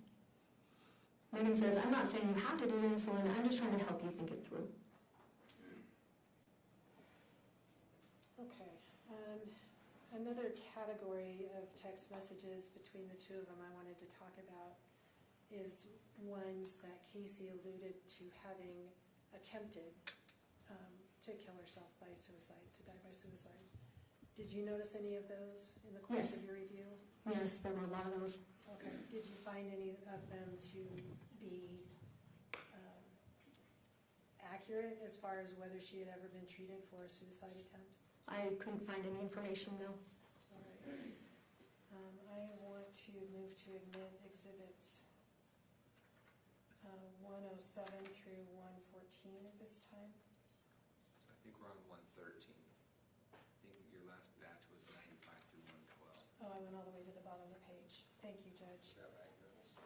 All right, let's go ahead and take a look at exhibit 112 then.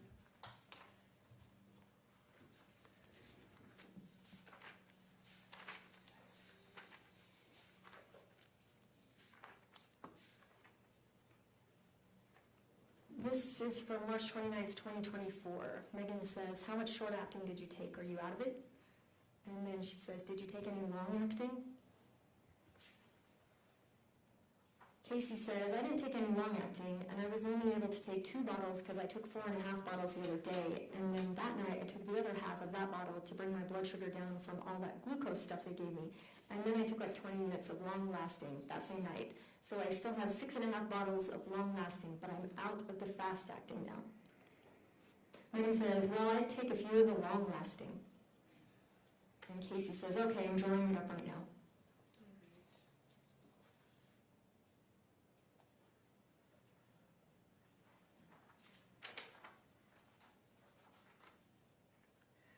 Are you aware during any of these text messages between the two of them of any other, we saw one where she talked about suicide by gun, correct?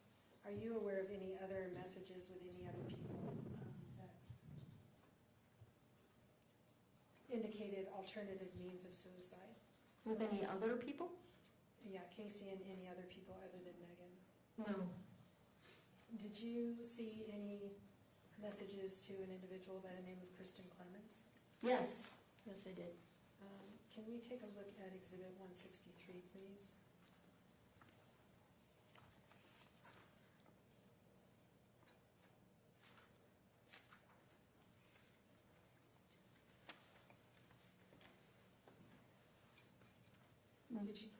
Did you notice this text in the course of reviewing Kacee's text messages? Yes. And who is it to? This is to Christian. Who is Christian? Christian is her friend that she was trading pills with. All right. State moves to admit Exhibit 163. No objection. Court received, states 163. Publish it.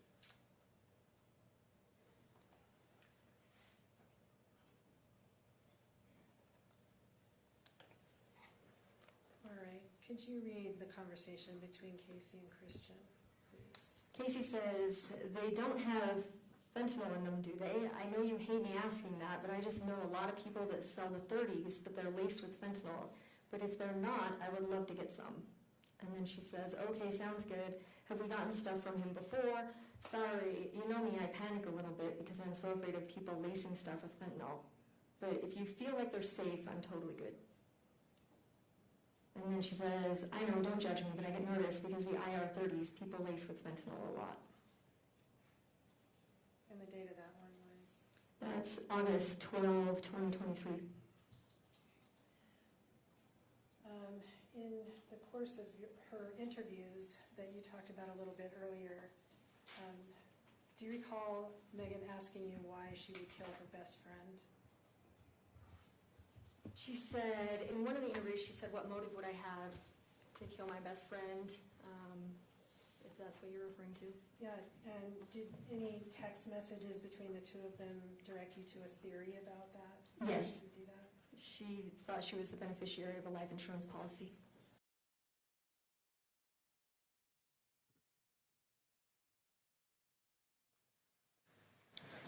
Counsel, thank you.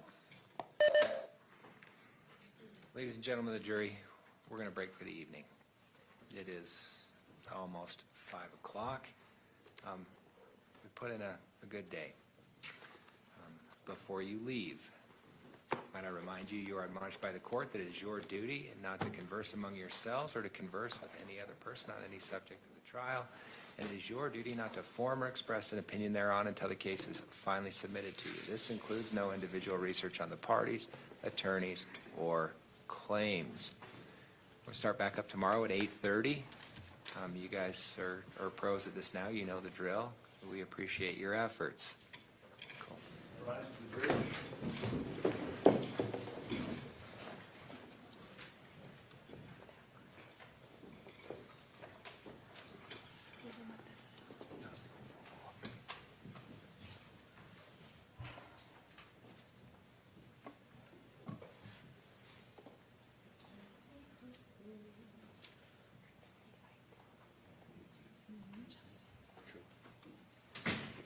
Please be seated.